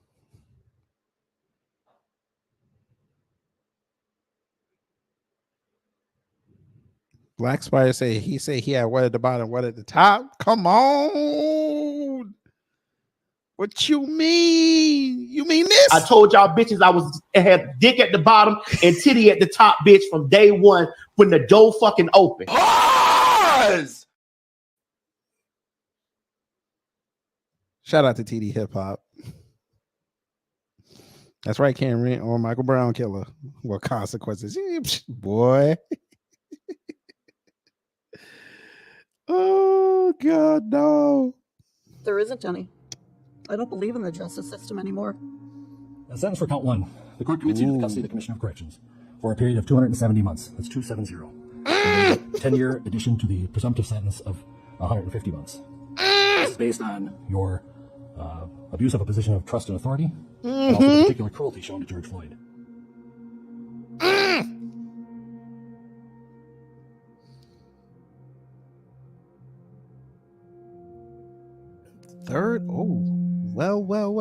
Third shift as an officer.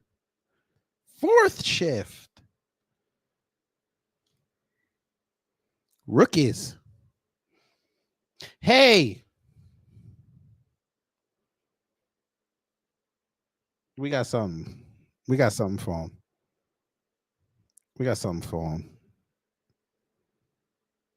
It's a round. Yeah. It's a rap for you round. And a rap for your round. I'll let a round rap around every rap around till it's rap around. This rap around. I'll rap around rap. I'll let a round rap around. How you gonna get around that?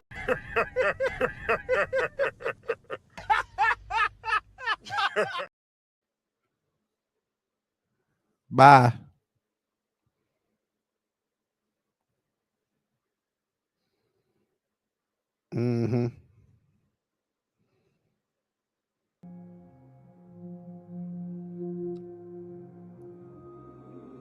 Ooh, they got creative. Look, family, they got creative. Look, he was almost perfect with his sentence. He was almost perfect. By the way, I am a handsome nigger. I am handsome and successful. It's okay. It is quite okay. It is okay. Thank you so much. And we're going to do it for you again. Smoke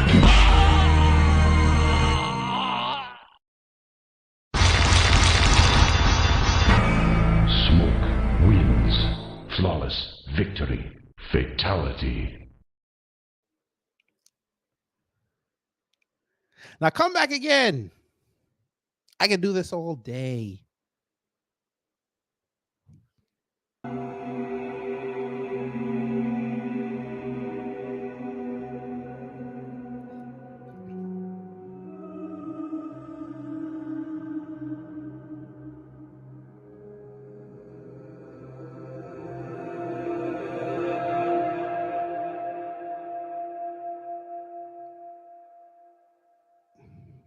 call is from a federal prison.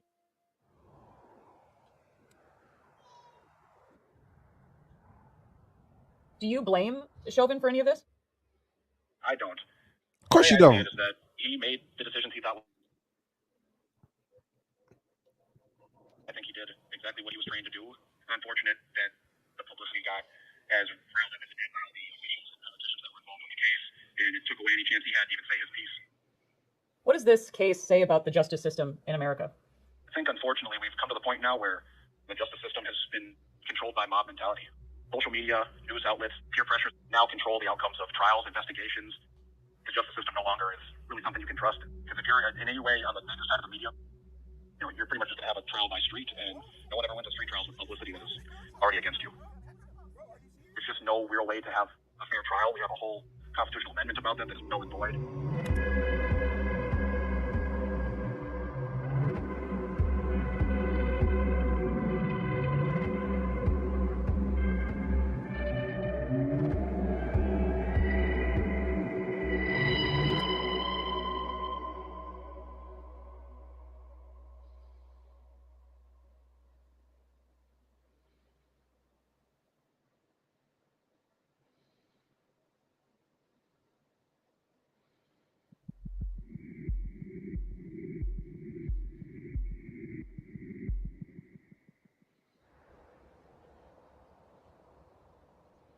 Why then did you want to speak out? The whole city is different. The police force lost so many people because of it. Just the amount of crisis that people went through. The media did a really good, strange job of reporting the way they wanted the narrative to go. After what the world witnessed in the murder of George Floyd, These 4 police officers are committing a series of actions that violate policies. This news is disgusting. And they're immoral. At the stuff they reported, the lies they reported. I saw the video. There was a lot of other angles that were excluded. A lot of training that was excluded.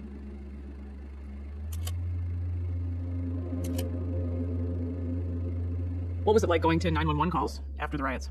I was the first officer at multiple shootings. I was involved with gun calls, and I'm just like, one of these situations is not going to turn out good. I mean, no matter what I do, I'm going to be either the next Chauvin or I'm going to be shot or killed. And I go, I've already been injured twice in this job, bad. And now, now at the end of my career, I'm going to get hurt again or end up in prison. When did you decide to leave the Minneapolis Police Department? I've been in several riots in the city, or protests, or whatever you want to call them. And of all the different riots I've been in, it's probably the first time I've ever felt helpless. I found myself,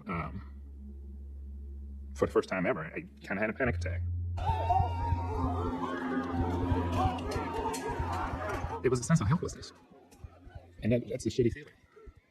I woke my wife up at like 3 in the morning, and I just told her I think I can be done. Going to work, though, was physically making me ill. It wasn't the flu. It wasn't a cold. It wasn't anything that I could put my finger on. It wasn't something that went away. It was the drive into the city, the knot in my stomach, the I'm going to vomit, I'm going to be sick. I knew something was wrong. I left the job about a month after the protests. I just couldn't do it anymore. We were one of the highest trained departments in the country. These were some of the best cops you would ever see in your lives. And a lot of those people are gone. The last call I was ever on should have been a routine call. It was a simple hit and run. An officer just dispatched a hit and run call. The victim has pictures of the car that took off, a description of the guy, and the guy drives by again. So the officer follows him, stops him. I think we had 4 officers there because people started yelling. I mean, this was just after the riots. Anytime we're out dealing with anybody, especially if a person of color, we were getting all kinds of screaming and yelling and everything else. It didn't take too long before we realized this guy was completely high on drugs. He was huge too. He was probably 6'5". I mean, he was tall, way bigger than me, probably twice my size. And he's like, I'm not going to jail. And I'm like, okay, well, we got our body cameras on. We got 4 guys. And I'm thinking, well, this guy's drugged out. And he's like, well, I'm not going to jail, I'm going home. Pretty soon the fight's on. And we're fighting with this guy, trying to get him cuffed. We're not hitting him. We're not striking him or anything, but we're going to go to the grounds. How was George Floyd acting during that arrest in 2019? Everything was almost identical. I mean, the initial stop. Black God King Gaming. I get this is exciting for you. I'm going to need you to calm down.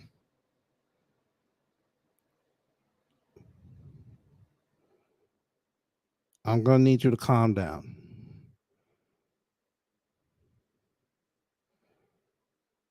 Let's show them how intelligent we are. After the protests, I just couldn't do it anymore.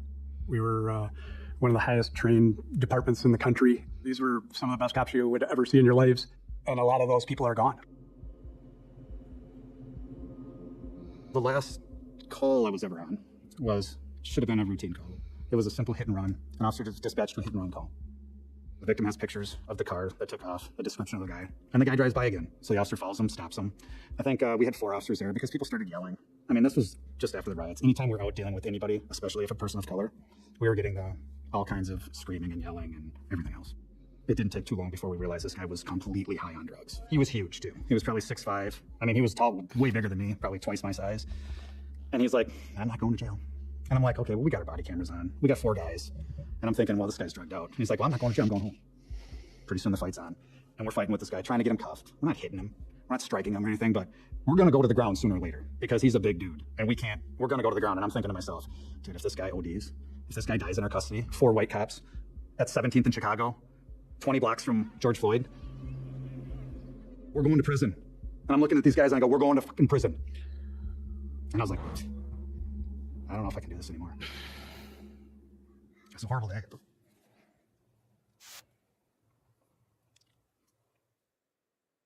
My father was a police officer that grew up in Minneapolis. My family was here. I didn't want to leave. It was the hardest thing I ever did in my life.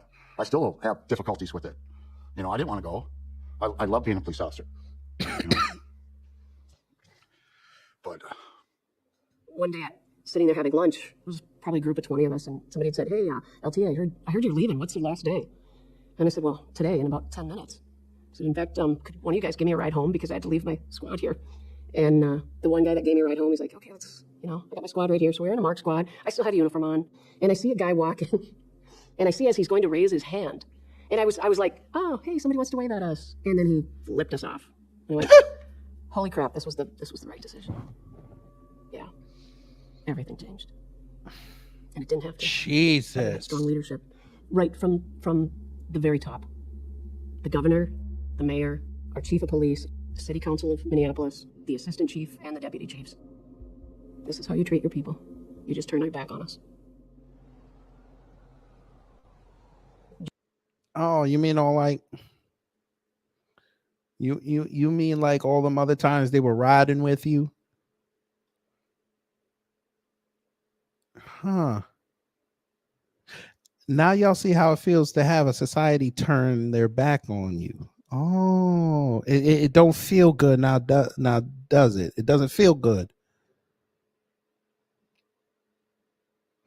Wallow J, hello.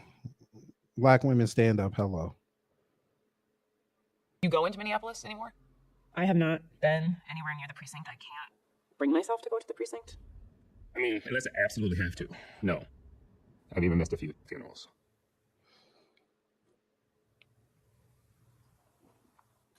Why did you decide to stay on? Well, I think for myself, mainly for pride. I worked really hard to get here, really hard. And I made a lot of sacrifices in my personal life to be able to don a uniform and stand for something. And I could not let evil win. They failed when they gave up that precinct.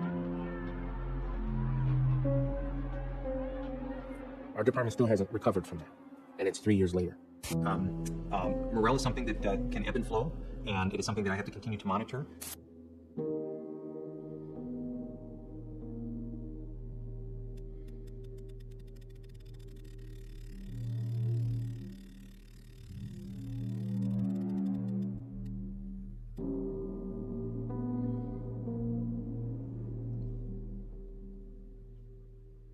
I do hear that the mayor talks that crime is down. Crime is down. Crime is down. Say it with me. Crime is down. I often wonder if we're looking at the same city. Overall, crime is way up. Yes, Cameron.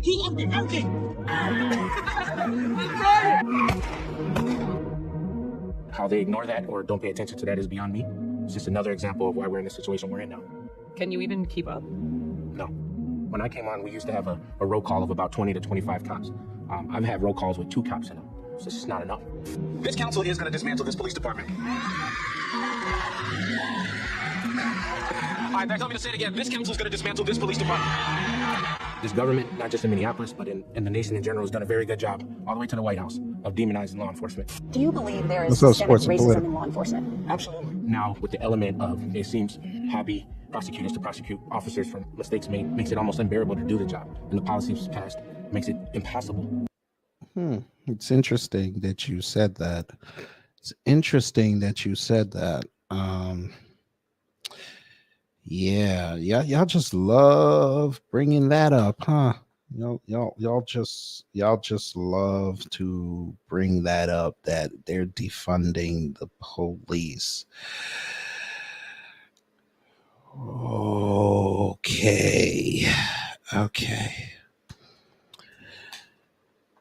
Okay. Okay. Okay. Okay. You know, let me go here. There's I'm gonna move on. There's a growing concern in They stay lying. They stay lying because I'll say his name, Biden,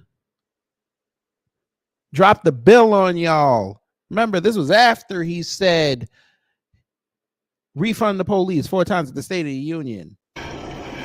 Insult to my existence. What's that say, family? The president believes we can and must do more to reduce crime and save lives. Today, President Biden is building on this progress with his Safer America plan. President Biden's fiscal year 2023 budget requests a fully paid for a new investment of approximately $35 billion to support law enforcement and crime prevention, in addition to the president's $2 billion discretionary request for the SAVE program. Excuse me. The plan he is releasing today outlines for the first time how this $37 billion will be used to save lives and make communities safer. And it goes on and on and on. Again, refund the police. Refund them. You said the key word. Yes, that was shackles off my feet. Yes, that was shackles off my feet. But go ahead and tell us again that they wanted to defund the police when I told y'all years ago that that was a lie. Sports and political, you out of line for that comment. How is there a fall in Minneapolis when the Vikings have a game tonight? They might win, actually.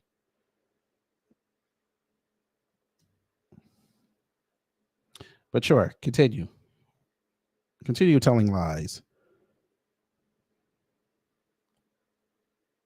No sound. To end our city's toxic relationship with the Minneapolis Police Department. To end policing as we know it.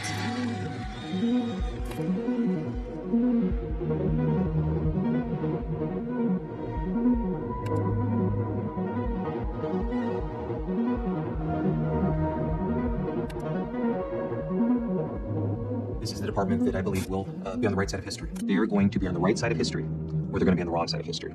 Or they will be left behind. But I'm determined that we are going to be on the right side of history. Yeah, there's your crash test, dummy. I wonder why crime hey, family, I wonder why crime has skyrocketed. Maybe it has something to do with a bad economy.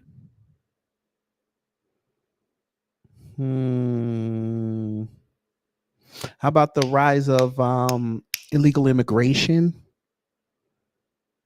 Wages not being proportionate over goods and services? Huh?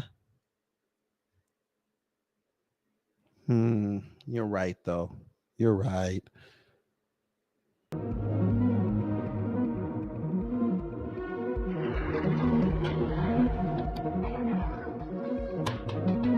Yeah, we don't need ain't shit. I won the primary election, and y'all can call me on this. I am going to the state capitol with the same fucking message. Do you think police and city leaders and the media were hiding the fact that your son is, in fact, a black officer? I think they had such a hard time walking back a story that they had told that they would have done anything to maintain that story. You know, they have a story. Our family has a story. I have a story in my mind about what really went on as well. When I think about the conversation they must have had once the facts came out about the race of the officers, about the toxicology report, about the medical examiner's report, about the body cameras. Okay, Joe, I can't breathe, love it. And, you know, my story goes as they're sitting around looking at each other in a room going, okay, now what do we do? The truth and the facts don't match the story we've been telling everybody, and the media has been telling, what are we going to do now? And they look around in the room. Well,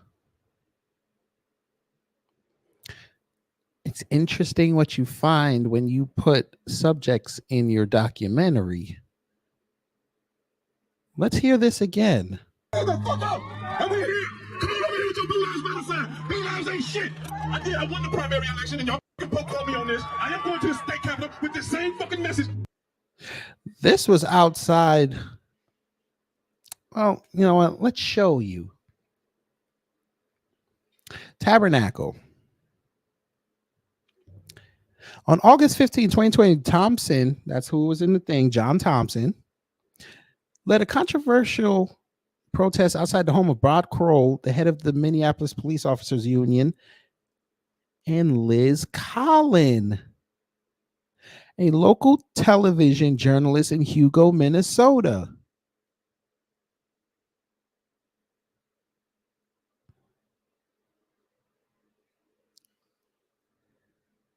Y'all don't believe me. There it is. See, that's the guy. He was a friend of Philando Castile. I'm sorry. Well.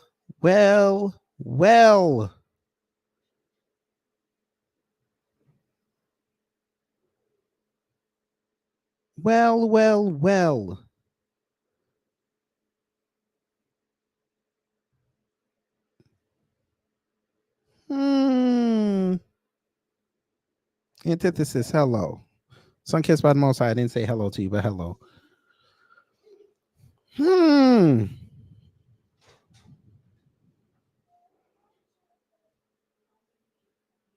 Nah, he got elected to the Minnesota House of Representatives, but then lost.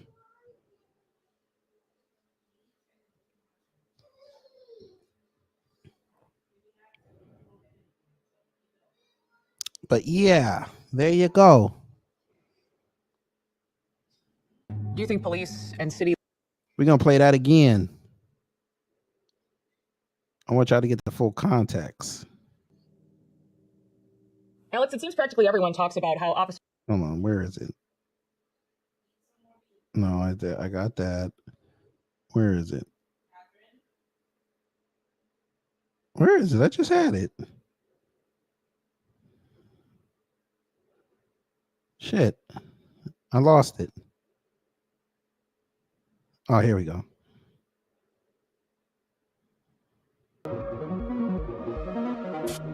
Race is inextricably a part of the American policing system. No! Don't run now, racist white people! I'm here! Oh yeah, we pull up! We pull the fuck up! And we're here! Come on over here with your Blue Lives Matter sign! Blue Lives... By the way, that's Liz's house. You know she had to throw that in there. Shit! I won the primary election and y'all can poke on me on this. And he did apologize. With the same fucking message. Do you think police and city leaders and the media were hiding the fact that your son is in fact a black officer?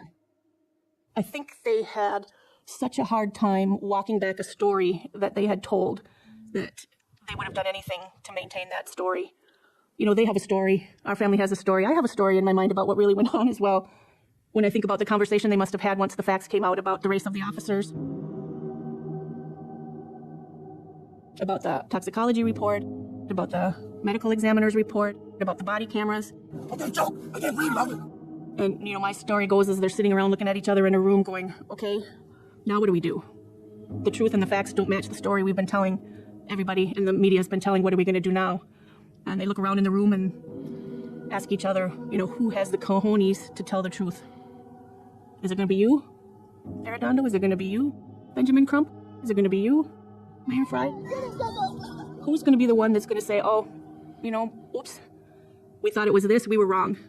The facts don't support it. we're going to have to do something. We're going to have to say something. And they must have looked around the room and said, nope, not me. I don't have cojones. And you have nope, I don't have them either. But they were able to loan a pair, I think, to Mr. Chief Arredondo so that he could, don't worry, we'll borrow you a pair so you can have them to go on stand and lie about the training these police officers have had, since you don't have any to tell the truth. And that actually, is the story that makes more sense. They literally showed the technique in the book.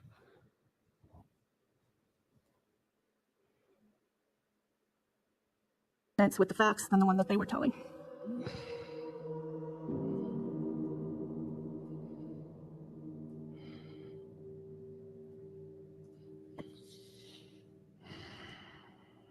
Alex, it seems practically everyone talks about how Officer Derek Chauvin, who is white, was with George Floyd for 8 or 9 minutes. But there's you, a black police officer who was with George Floyd for much longer, practically 18 minutes from the moment he was handcuffed until you closed.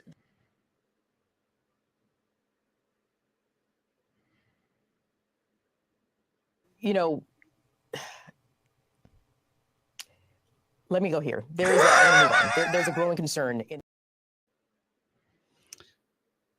You asked a very good question.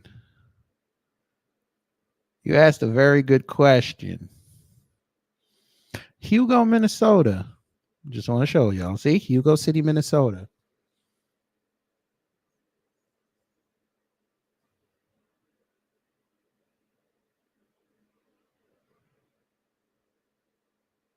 .8% white, 2% black, Asian 2.9, Hispanic 3.4. White alone, not Hispanic or Latino, 89.6.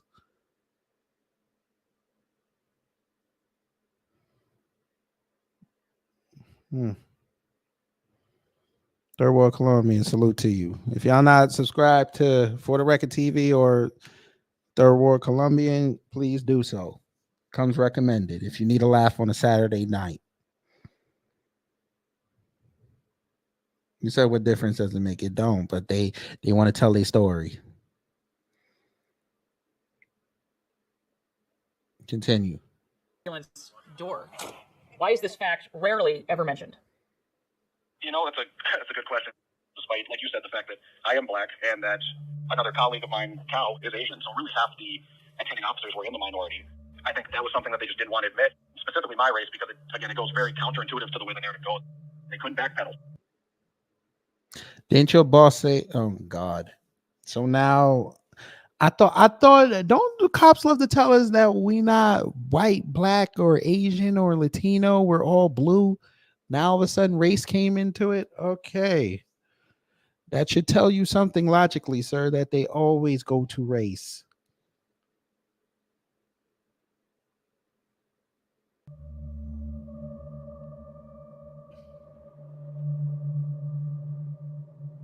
This is where he grew up? Mm-hmm. Yep.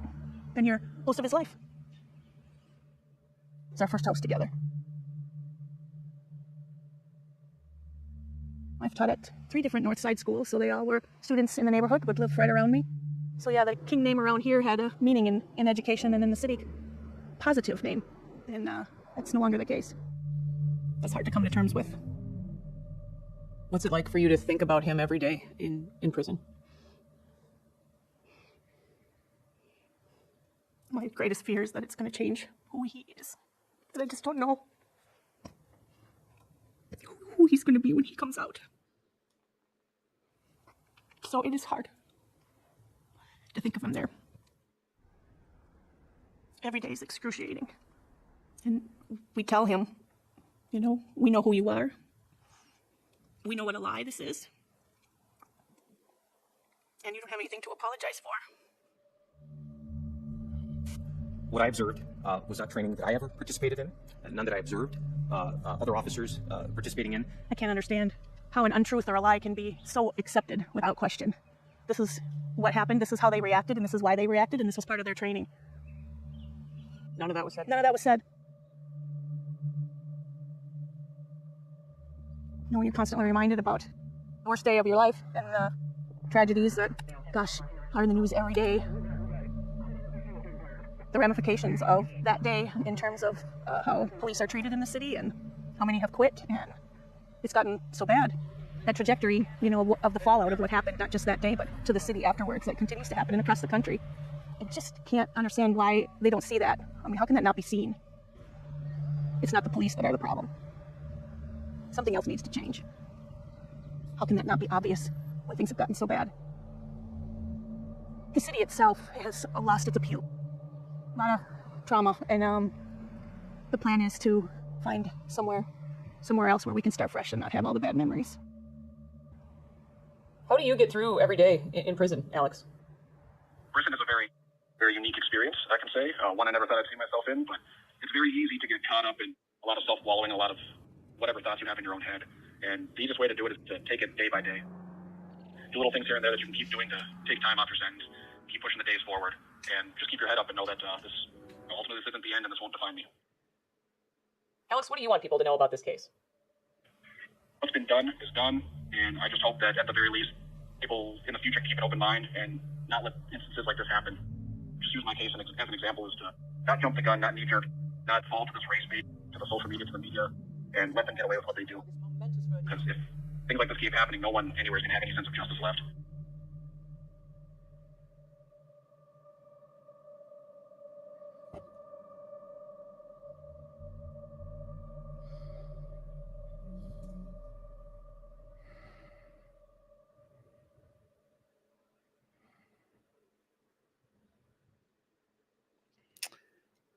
And there it is, family. We have reached the end.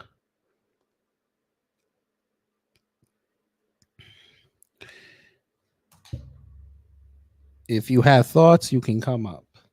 I put the link in the chat. And I'm going to pin it to the top in the YouTube chat. This damn thing with, I hate this thing. That heart thing, I hate it because it's like right over the link, the three dots.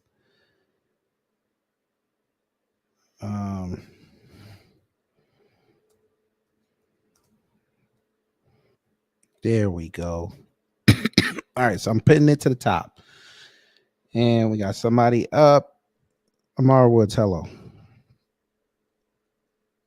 Hey, what's up, man? How you been? I'm good. Any day above ground, live it. Right, exactly. This documentary, this is beyond mockumentary and trash. This got to be one of the worst I've ever seen. They told on themselves, I don't know how many times. Yeah. With the technique, like, it doesn't make it right. He still killed him. Well, again, they said that it wasn't on the neck. It was on the neck. Oh, I'm sorry. Go ahead. I know. No, go ahead. Oh my God. What are they looking at? And now my neighbors are looking at me. It's like, what are they looking at? Did they not see what we see? His knee was on that man's neck. And he kept saying, help, I can't breathe. I can't breathe. Oh, and another thing. To that lady about her black son, what difference does it make? He contribute. You know how many black asshole cops I ran into in my lifetime? My goodness, they're the worst for us. Mm-hmm. My goodness. You gotta let them. They gotta tell their story. Come on. Well, it's just typical. By the way, shout out to LA, Eli Drake, as I knew him. Yes. Being the #1 star in the world, man. Shout out to him. Well, until Punk shows up at 8:00 this evening, he not number one. Well, let me actually. Okay, let me talk. Do you think CM Punk's family? Do you think he's going to stay up there this time? Yes. Okay. I think this is his last run. Oh well, yeah, yeah. But the problem with him, he's just a mark for himself. But let me go back to the documentary. Yes, sir. I'm sorry. Oh, by the way, actually, let me tell you one more thing. I'm actually going to start my own YouTube channel and a Wrestle Talk show. I'd love to have you on there. Yeah, let me know whenever. Absolutely. I actually about to go on like an hour and a half. If she's going on, there's a female. I interviewed her up here, and she does her Raw live stream. Bring her too. Yeah. Yeah. All right. Yeah. No problem. But anyway, let me know when you started. Yeah, absolutely. So I'll send you a link when I do it. Yes, but anyway, but back to this documentary. Like, I'm gonna just finish with this. Mm-hmm. What's the worst documentary? Leaving Neverland, the Candace Owens one, basically or the Candace Owens one, or this one? What's your Finding know. Neverland has been torched so many times, right? But it gave us insight, and it just made Michael Jackson bigger. It did. Candace Owens bullshit. Amazing Lucas thoroughly trashed it. Like and showed just like what you did. Right. Yeah. So I would say this one it is because you had Tucker Carlson co-sign it. Of course. You gotta have Tucker Carlson. He's the truther. And yeah, I know. Yeah, go ahead. I'm just a lowly YouTuber, and I dissected the lies, but it got 1 million views on Rumble, and it's a whole clan fest over there. So you know, of course, it's all good. I'm sure when they see the title and they're like, "Ooh," and it's gonna be like 2.5 hours of me ripping it apart, they're gonna be like, "Oh my god, you're another millionaire." They are a bunch of idiots over there. Let them real talk. Anyone that believes in crap, you're an idiot. Yeah, I'm just saying, and a racist. Yeah, I put it out. Yeah, I'll say it. It's all good. But okay, man, I'm gonna let you go. You did a great job dissecting. I know it was painful to watch. It was painful for me to watch because I This tell is them my yelling. second time watching it, so you can just. Oh my imagine. god, I'm sorry to hear that. No, I had to watch it yesterday before I did the show. Right. Okay. Yeah, I got you. So that way you can dissect everything. Yeah, I got you, man. Yeah, the only part I forgot was they had the doctors in there. I didn't remember. I was watching it late at night, so yeah. I got one more question. How much of this video you think she's going to edit? That bird face going to edit? Who? You know that one. I forgot her name. I don't care for her name, but she's the one that's edited this documentary. You mean Liz Collin? Yeah, whatever her name is. We mean edited. I think she's going to edit some stuff out. She already put it out. Oh, but you don't think she's going to edit nothing out?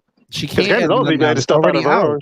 No, she can't edit nothing out. She already put it out, and everybody did reactions to it already. Right. It, so she can't edit nothing out. Okay, then. And I got one more statement too. This is my last one. Candace Owens is big mad because she got to interview the mother, something she couldn't do.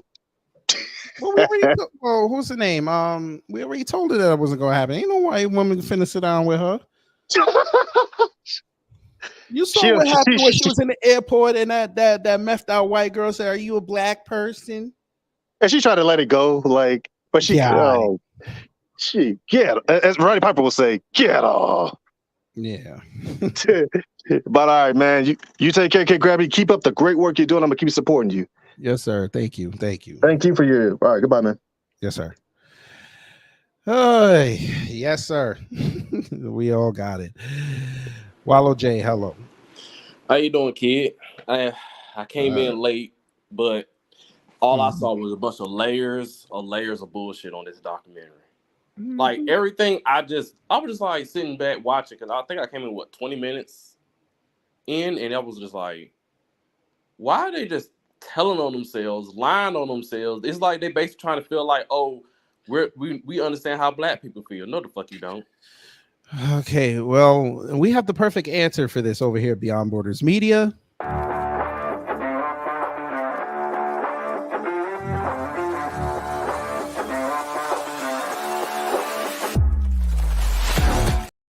Yeah, that's the perfect way, man. Jesus Christ.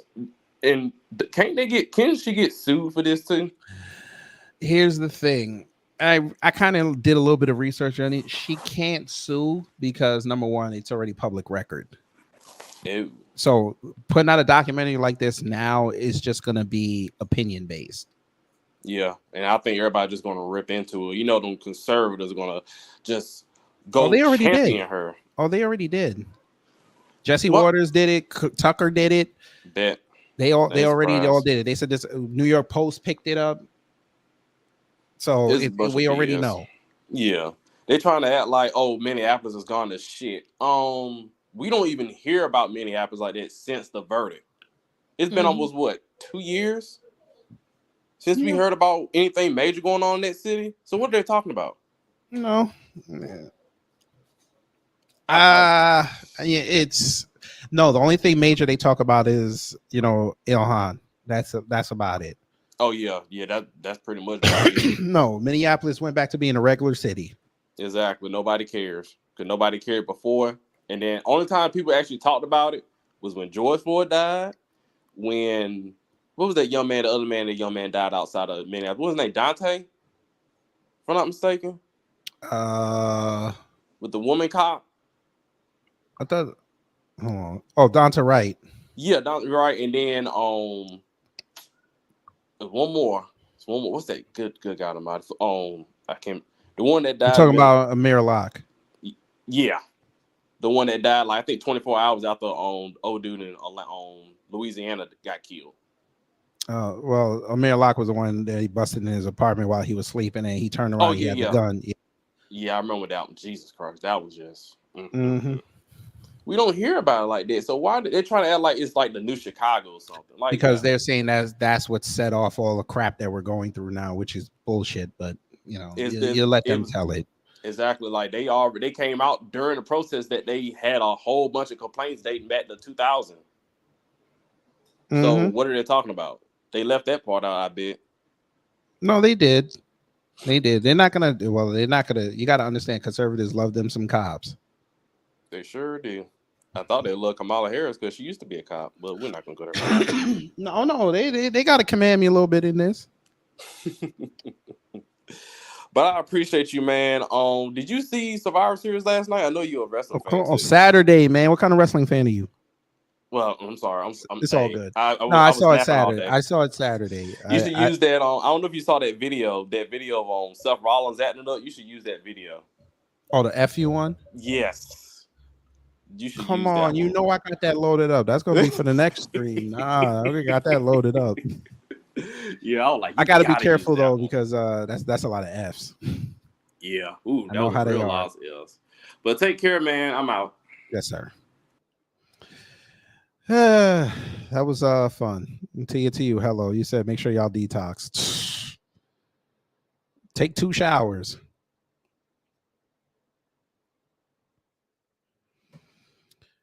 Gotta take 2 showers. It's a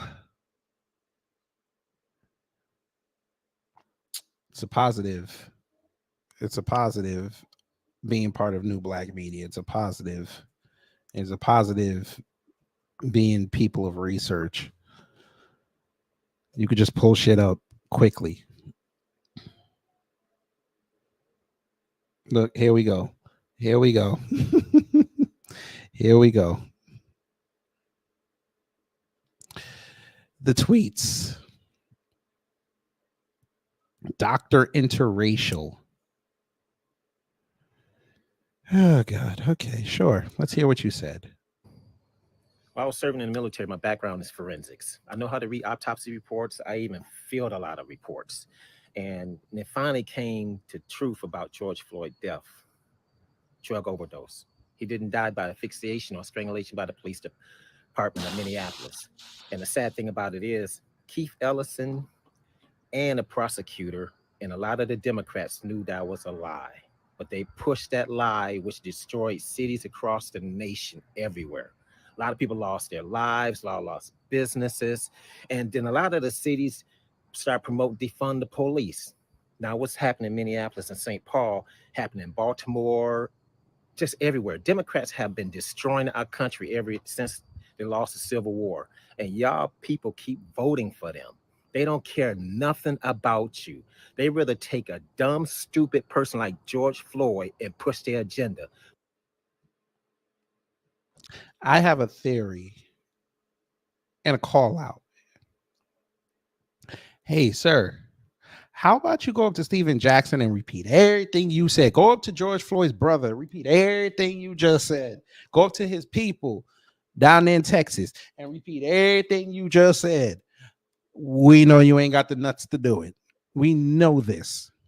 As soon as they pull up on you, you finna be like this. The more hit, and hit, and 4 hit, and because you're going to be dodging the hot ones coming at your feet. Sir, you got to be, I know it is. I get it. You're a conservative. I get it. You MAGA. You probably MAGA. I get it. Sir, your documentary that you're lauding was rife with lies, and you know that. But of course, let's go blame the Democrats. Let's go do that. Let's not blame the cops for bad procedure. We're not going to do that. We're going to blame George Floyd for sitting in a car, allegedly giving out a fake $20 bill. And we're going to say that he died because he had fentanyl in his system. We're going to do that, even though the whole world saw a 12-minute snuff film. And you, as someone who has fought and put your life on the line for this country, you really are going to sit up here and do a 1-minute video excusing the fact that you watched a black man die on film. But again, you're in the military, so you saw an American die through your eyes, and you're really going to excuse it. Yeah, got it. You're the type of black men we don't need. We move on. Let's see what this cocksucker said. Fair use. And I got something for his ass coming very soon. Pause. They show all the interaction between the police and George Floyd. No, they led up didn't. to George Floyd being on the ground. Oops. Jason Whitlock. Well, we're not going to do first off out the gate within 15 seconds and start lying. They even admitted it. They didn't show all the body cam, sir. Why are you lying? Why do you lie so quick? I would like to know that. Why did you lie so quick? Why did you lie so quick? Torian, you're back. Hello. We got something for you, brother. You know why his name is that. You know. We all know. But for intensive purposes, because we have a lot of people that read pictures, we're going to show you. You know, let me go here. There's a growing concern. That's why.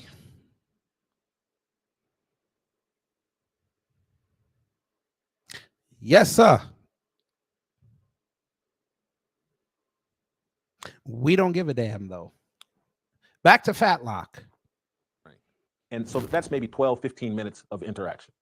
And at the point, they had George Floyd in the back of the police car. He crawls out the other side, and they just kind of like give up. And George Floyd, they say, hey, let's put him on the ground. And then you hear, I believe it's the officer Lane say, call EMT, let's get paramedics here. You hear him say it, and it's 36 seconds after they get George Floyd to the ground, they're calling for paramedics. 36 seconds after he goes to the ground and ends up in the position where, he's pinned down for 8 minutes. 36 seconds into that, they call for paramedics. And they're expecting those paramedics to arrive within 2 to 3 minutes because they're only a few blocks from the fire station where they expect the paramedics to arrive. Keep going. If the paramedics arrive in 2 minutes, like standard time, keep going. This whole George Floyd thing never happens. He's not pinned down. They get up, paramedics start taking care of him, just like they did in 2019. But what happens is the dispatch screws up, and the fire department, the paramedics, go to a different address. They go to the Cup Food, just a few blocks away, and they're looking for George Floyd. And it took the paramedics like 20 minutes to get there, or 10, 15 minutes to get there. It took far longer than anyone ever anticipated. So who made the call, sir? So we're not going to blame the cop. We're going to blame the dispatcher. Okay, great. Cool. I don't want to get ahead of myself because the restraint that they were doing. Oh, God. Now you're going to get ahead of yourself. The only time you get ahead of yourself is when you're at the buffet. Floyd is what they were trained to do. It's what they were trained to do. No one broke procedure. Derek Chauvin. Oops. You lied again.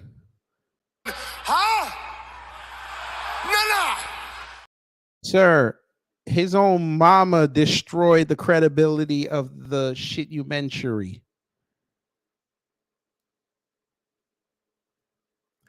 She brought the manuals. She brought the smoking gun. That's what he did. That's not the procedure, sir. We all saw it. I'm not even going to pull it back up. We all saw it. Knee on the top of the back, other knee on the lower back. Control your suspect. Not on your neck. But of course, you're going to lie for white supremacy. Very good. We got you. Continue. And the 3 other cops did exactly what they were trained to do by the Minneapolis police force. You mean keep life-saving measures and people away from a suspect and or person who is saying that they cannot breathe. They don't feel good. Huh. I didn't know that was procedure. Thank you, Jason Whitlock, who's never had a days of law enforcement training ever. Thank you for articulating police procedure. Thank you so much. Continue. This was not a murder. This was people using a restraint technique that they're trained to do when they have a resisting subject that they can't control, and they're doing it while thinking, oh, paramedics will be here in 2 minutes tops, and this will be over. Here's the thing. If they were taking so long, why didn't they just put him in the car and drive away? Because we have seen many a time police put suspects in cars and drive them to the hospital. Now, they may get in trouble because they didn't follow procedure, but at least the suspect is alive to find their day in court and to face it. But of course, you don't care about that because you're shilling for white supremacy. There he goes. Jesse Waters. Torian already did that. Go check out his video.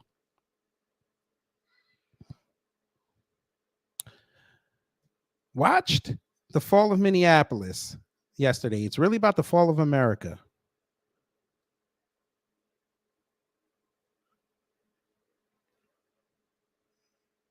Uh-huh. Uh-huh.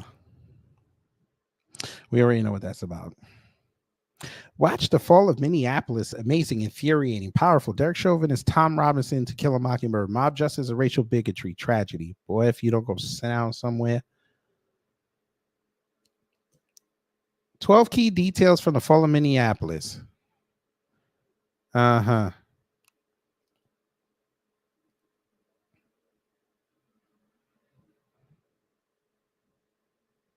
Oh, Lord. All right. Who wants to hear non-steroid Batista talk? Who wants to hear this? All right, we'll do it. This totally free to watch crowdfunded documentary about G. Floyd dropped last week, and here's a few details from the documentary that I didn't know. The EMS was called 36 seconds after he was restrained on the ground, but because of a miscommunication at dispatch, it took 20 minutes for them to actually arrive. The body cam footage showing and documenting this miscommunication was not admitted to be shown at trial. A diagram in the Minneapolis Police training manual that showed the exact same maneuver used to restrain him was also omitted from the trial and not allowed to be shown. The chief of police allegedly lied on the stand, saying that he did not recognize this technique. Okay, maybe he didn't. What's the problem?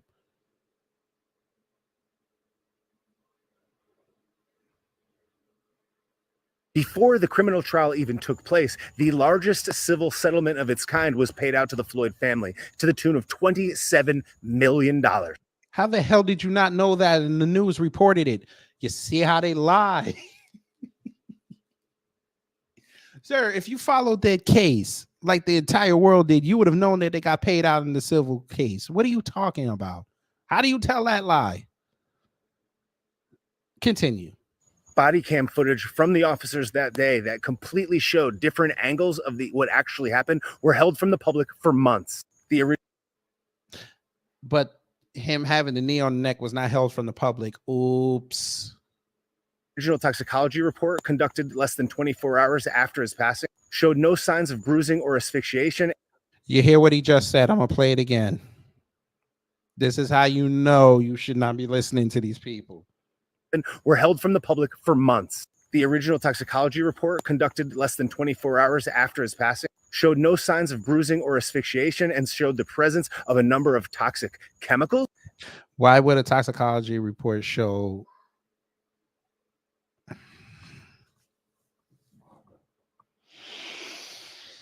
Why would a toxicology report show injuries that are superficial to somebody or underneath the skin?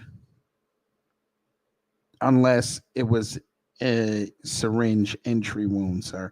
Why would a toxicology report show somebody being strangled or having a knee on their neck?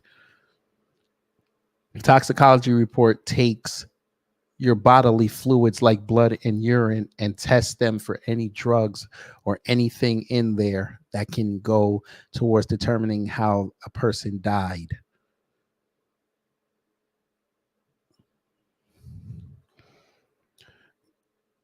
Took you long enough, but we show that you did not watch this. You were looking for triggers that you heard, as well as other health issues. The 4 officers that were put behind bars, 2 are white, 1 is black, and 1 is Asian. Well, I'm sorry. I could have read any article from the past 3 years and known that these men, because they also had pictures, that they were not something other than what they are.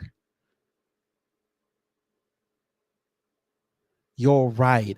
I thought someone named Do Tao was a black man. You're right.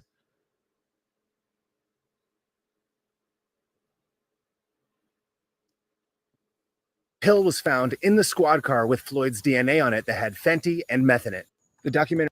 No shit. The whole world knew he had fentanyl in his system. No shit. Alleges that the Minneapolis Police Department intentionally evacuated their own precinct. They allegedly were also instructed to not wear full riot gear, just helmets, and to stand out. Which is a lie because we saw them in SWAT uniform. So you didn't bring anything of value, but very good. You got engagement. Very good. Not really, but continue. Oh, God.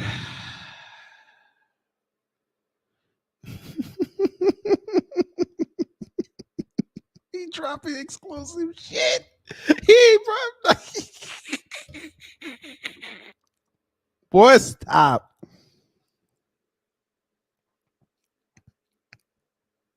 Look at this.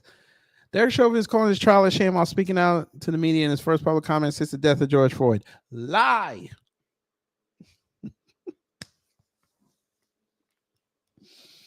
Okay, but whatever. Comments from Chauvin is featured in a part of a new documentary to follow Minneapolis. Oh, God. Okay.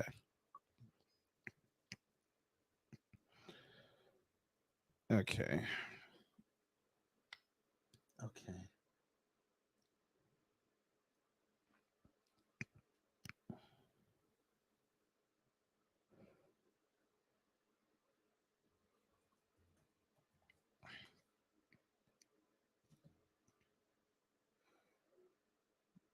Let me see something. He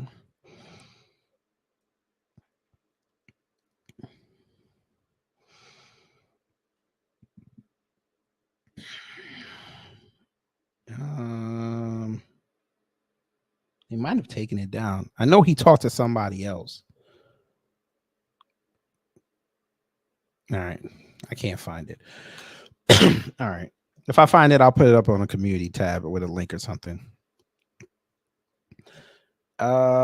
Let's see where we at. The documentary suggests that the FBI altered Floyd's autopsy, as noted by the film's producer, Liz Collin. Okay. You're going to alter a toxicology report. They didn't alter that part. I'm guessing the first page they altered, right? Okay. Okay. Collins suggests that the FBI was involved with altering the autopsy report to assert that Chauvin killed Floyd by kneeling, while the original report did not mention asphyxiation. No, it said blunt force trauma. It's like they think we can't read. It's like they're telling us things that we can't read. I literally pulled it up. Blunt force trauma. But okay. The independent one came out with asphyxiation, mechanical asphyxiation. Okay. They didn't say on the first page cardiopulmonary. All right. Because due to law enforcement tactics. Okay, cool. You're right. During the interview with Colin, Chauvin called the trial a sham and blamed the ambulance for taking too long to respond to the call. Again, you could have dropped him in the squad car and went off to the hospital. Chauvin also referred to the maximal restraint technique, the technique he was trained to do and claims he used, except you put the knee on his neck. We showed what the... Never mind.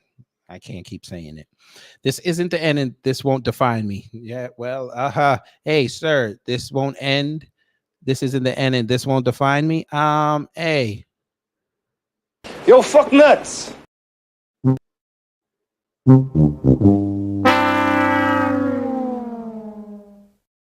I think it did.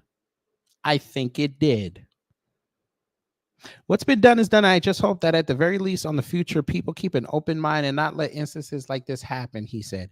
Just use my case as an example as not to jump the gun knee jerk. Jump the gun knee jerk. Not fall to this race bait. Continue. To the social media, to the media, and let them get away with what they do if things like this keep happening.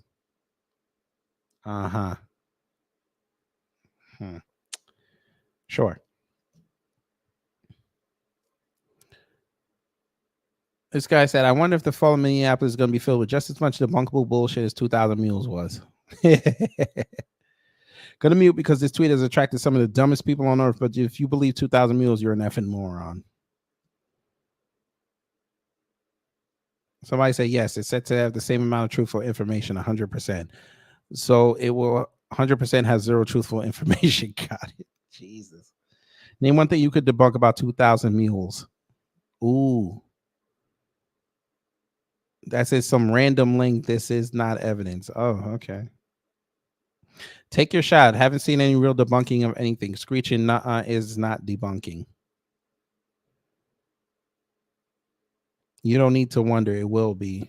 Mules wasn't debunked by a reputable source. The videos prove multiple people were shown to be stuffing ballot boxes in Georgia. The video is the proof. This is the real fall of Minneapolis. Is it going to somehow change the fact that we watched on video a man get suffocated by a police officer while a couple of other officers did nothing but stand and watch him get murdered? Now, how much you want to bet in here they're going to say that that didn't happen? I watched like the first 30 seconds, and when they showed George Floyd's arrest history, I started laughing because that's what the media and trial didn't want you to know. He could have been eating puppies of special needs kids 3 hours prior to a police officer suffocating him, in a full-length documentary about how he cooked the puppy still would not justify his murder, except that he died of an overdose and not asphyxiation. Except it wasn't an overdose.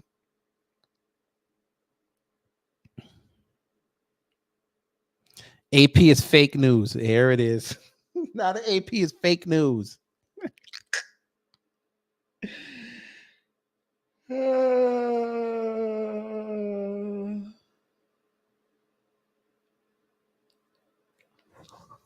But all right. They just keep talking. That is what you saw. The truth is the county chief medical examiner, Andrew Baker, announced his conclusion that George Floyd died not of asphyxiation, but cardiopulmonary arrest. George, with his drug use and noncompliance, caused his own heart attack. God, you're dumb. Read the rest of it. Due to law enforcement strategies. I don't remember the exact phrase, but law enforcement was the next words after the two of the. Oh, I'm sorry, due to. They always play these games, family. Nah, it was the knee on the neck that brought about the heart attack, not this non-lethal dose of drugs. That's not what you watched at all. Yes, because you're lying. You don't know ish. Oh, Jesus Christ.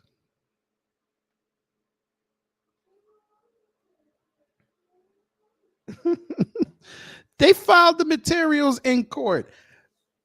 His mama gave it to Liz Collins, and she put it in the documentary, and it's not even close to what Chauvin did, and y'all are still saying he did the right thing. Y'all are great. Y'all are just great. Oh, God. Of course they went to Newsmax. I'm sorry, Alf. Of course they went to, oh, Lord.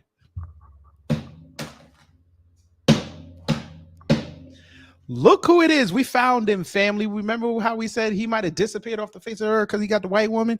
There he is. Torian, I know you're still in here. Look who we found. Look who we found. Look who we found. Torian came back and this is the first thing he saw. Why is he wearing Woody's hat? Where the F has he been on top of the white woman that he's with? But let's hear what he said. Fair use. Look at this. Where is Wendy? Waking up with us this morning. George Floyd's death divided this country, as we know. You've talked to people, Liz, who were there, officers who have never spoken out. What really happened on May 25th, 2020?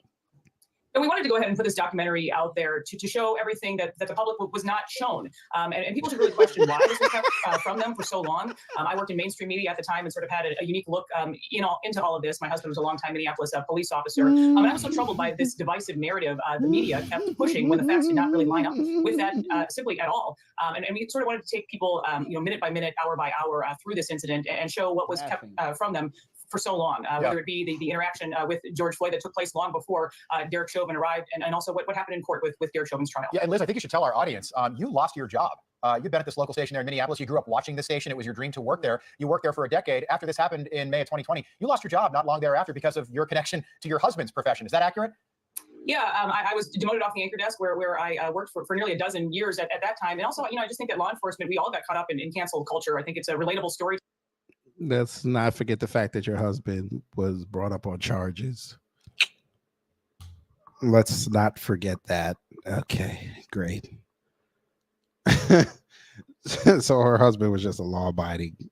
He got kicked out of the force because he was a cop in 2020. That's it. To many families across the country, sadly. The match was certainly struck here in Minneapolis and spread all across the country. Okay, so this, Sheriff, good to have you on this morning. And this, it's so bizarre because we've all been thought to believe that Derek Chauvin is the epitome of absolute evil and that what he got, he deserves. Yesterday, I said this yesterday. Was it yesterday or Saturday? Family, they're defending lynching. I want you to understand what you're hearing. They're defending this. They're defending this. Thought to believe that Derek Chauvin is the epitome of absolute evil and that what he got, he deserves. Yesterday, the Supreme Court rejected the former Minneapolis police officer's appeal of his conviction of second-degree murder based. Look how irate he sounds. Listen to how professionally irate he sounds.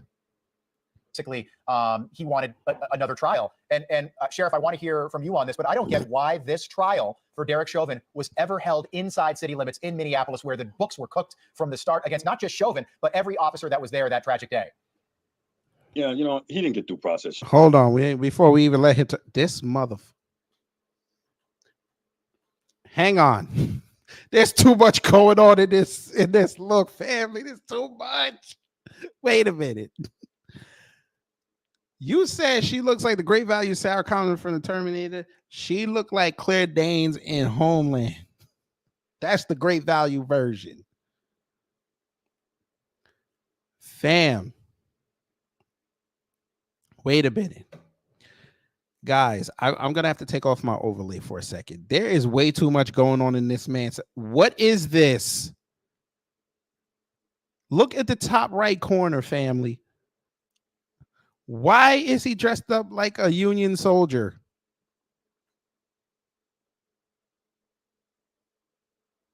No, I think that's the Union. No, I think that's the Union touring. He has a bobblehead of himself in the bottom right. and a black horse. He has the police American flag. He has the wooden one, even though that looks like a picture. He got a lot going on here.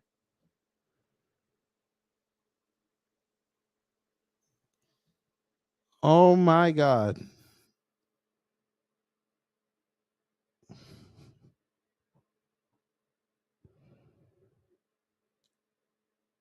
He says he's using skin lightening treatment. I think he's probably got a ring light. I think he has a light on because I see the reflection here. I think he has a light on. What is this? Okay. Overlay back on. Okay. Go back. For that tragic day. Yeah, he didn't get due process, Chauvin. Let's be honest, and he's entitled to due process, no matter what anybody. How the hell did he not get due process, sir? How did he not get due process? How? He didn't get due process. Oh God. He didn't get due process. Are you serious? He didn't get respected not one time during the process of that trial. That's what you're telling me. People were attacking him in the courtroom. People were calling him murderer the whole time. Uh-huh.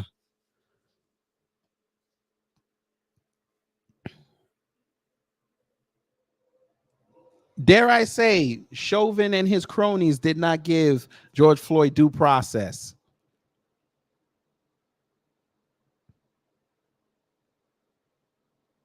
But all right, you talking. Was accused of doing, they're entitled to due process, and that case should not have been held in Hennepin County. But there's another dimension to this. It's a nice piece of work uncovering the truth here. But you had the total catastrophic collapse of the political structure and the social order in Minneapolis that followed the death of George Floyd. You had a failure of leadership. You had a feckless mayor, Fry, who's still there, by the way, and then you had a failure of leadership by the police chief, I think his name's Arredondo, who failed not only the citizens of Hennepin County and Minneapolis, but also his frontline officers. I got a chance to talk to some of those frontline officers when I made a visit, speaking of visit to St. Croix County, which borders the state of Minnesota. And several of these officers were injured in the rioting. One took a brick to the head. They were off on disability at the time, and that's the failure of leadership that I'm talking about, putting officers in. Yeah, that's the technique, right? That's the technique. His hands by his side. He's got phlegm coming out of his mouth, knee on the neck, but they told me he was on the shoulder. Okay, yeah, this is the correct technique, right? Yeah, this is the correct technique, right? This is the same thing y'all did to Tony Tempa a year before this, right? Yeah, correct technique, right? Okay, you got it. Harm's way without the ability to properly and adequately defend themselves. So it's a shameful chapter, a shameful period of time in the United States of America, and this whole war on cops. This was just another in a series of the big lie that's being perpetrated about the American police officer. Yeah, and the facts of this case. Yeah, Liz, can you take us through the facts that many of us did not hear at the time? Yeah, I just wanted to mention the documentary is available for free. We wanted to put it out there. It's on Rumble. It's called The Fall of Minneapolis.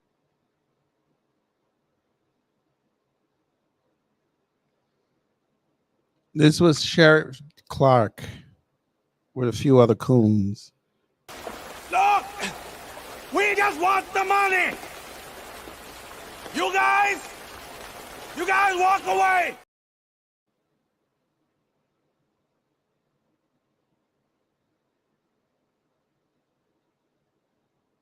This is Claire Danes. I don't know who said Sarah Connor. Not Sarah Connor. This is Claire Danes from Homeland. If you look up also Alpha News. Wait, Liz, Amazon didn't want to pick this up? You can find it there. My book is on Amazon. That's a whole other story in and of itself. Yeah. But yeah, we wanted to go ahead and put it on Rumble because we figured we'd have the least amount of being canceled, least chance of being canceled there. But yes, we have an interaction with George Floyd that takes place. As I say, you have George Floyd talking about how he can't breathe long before Derek Chauvin arrives on scene. You have a black officer who arrested George Floyd, and again, we're being told this is the most racist police incident in U.S. history. That doesn't line up with the facts at all. So just this body camera footage itself is kept from the public for nearly 2.5 months, and I really think that to this day, if they would have come out and just been honest about this interaction and what took place, we simply would not be here having this conversation three years later. You also have this technique, MRT, the maximal restraint technique, that officers are talking about doing that day, and that is kept from the public as well. Instead, we're told this is a rogue cop murdering a man in the middle of the street that day in Minneapolis, and the facts certainly do not line up with that narrative. Well, yeah, and the knee on the neck procedure was apparently taken out of the instruction book right around the trial conveniently, and it talked about placing the knee on the shoulder, which is certainly near the neck. But there's so much about this story, for example. Oh, God. Again, his mama brought the training manual. We saw the technique. What are you talking about?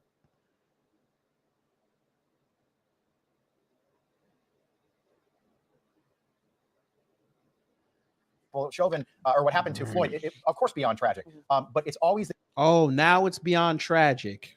no two cases are ever the same. He had heart disease. He was positive with COVID at the time of this arrest. COVID did it. Coffee venereal disease did it, family. There you go. Case closed. Case closed. Coffee venereal disease did it. I'm surprised y'all didn't blame that.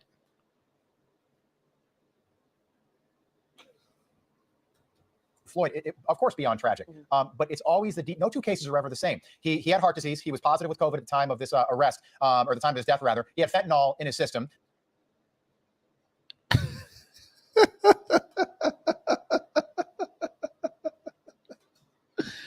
Okay.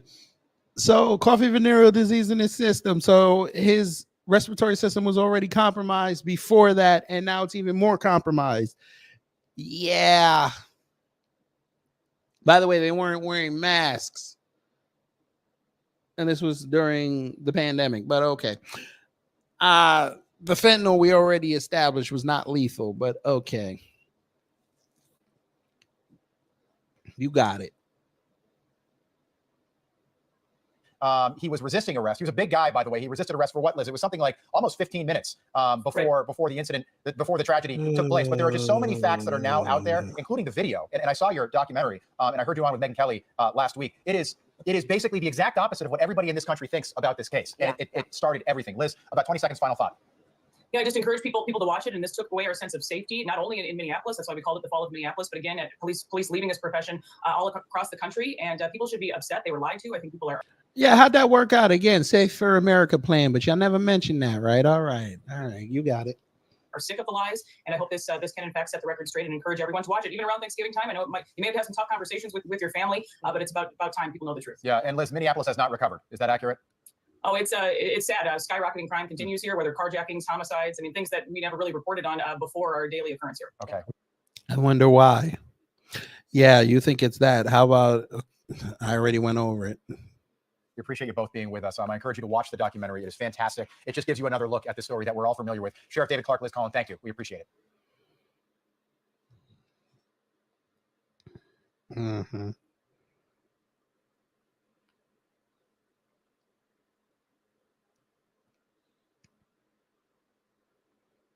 Mm-hmm. No, that's mine. Okay. Oh, look at this. Of course, Andy No says something. Of course he did. Chauvin should never have been arrested. Well, damn. Let me delete somebody and you don't arrest me, and let's see how far I get.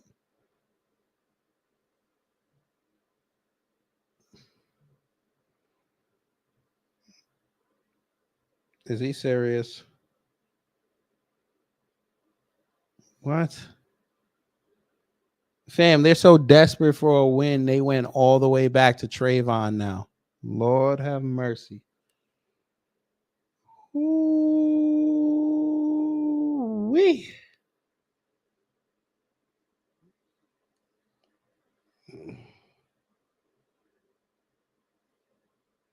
Mm. Mm. Mm.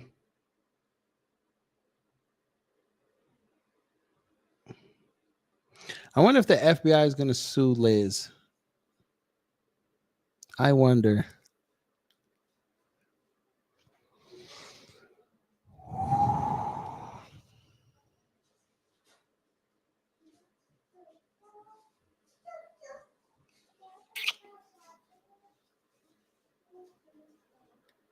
Unbelievable. All right. I think I'm about done. I think we're about done. DL, hello. Two worlds, two major religions are human SC and a Roman fascist C with Muhammad and Caesar.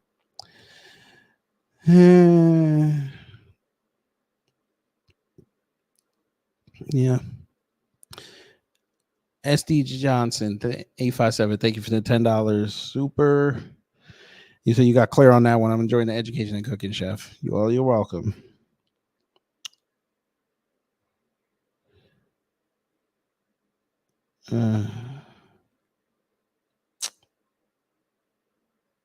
Well, I done my job, family. I done my job.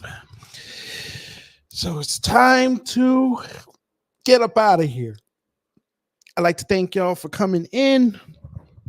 Hopefully you learned something. If you did, I've done my job. If not, I will try to be better next time.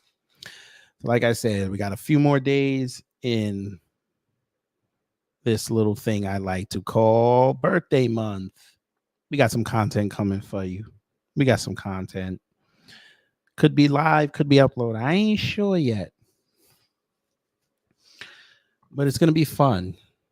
Wednesday, you will be getting a live stream, though. You will be getting a live stream on Wednesday. We're going to go after old Jason again and what he said about Deion Sanders, because I think now it's just a weird obsession because the season is over for Colorado. They went 4-8. Now, y'all know I predicted 9-3 in a bowl game, so I was wrong, so it's fine. But, yeah, you know, he just had to go back to Deion. Yes, Tori, he said something else, and we will dissect it on Wednesday.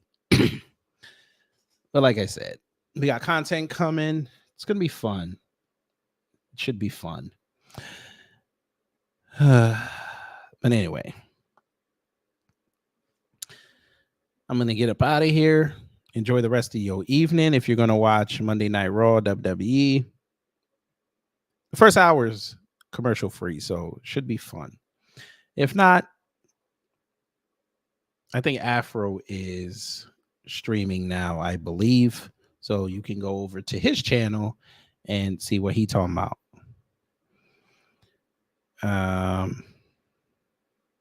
Yeah, he hasn't started yet.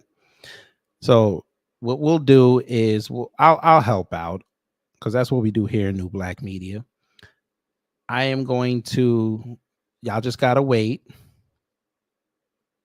at the end, and it will link you over to Afro's video.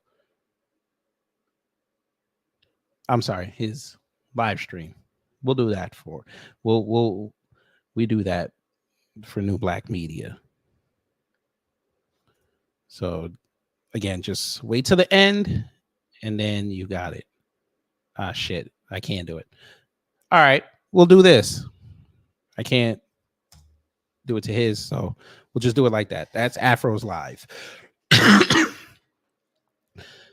So yeah, do that. So again, y'all take care, stay safe, and you know what to do when the agents of chaos come to mess up your day or night that it is now.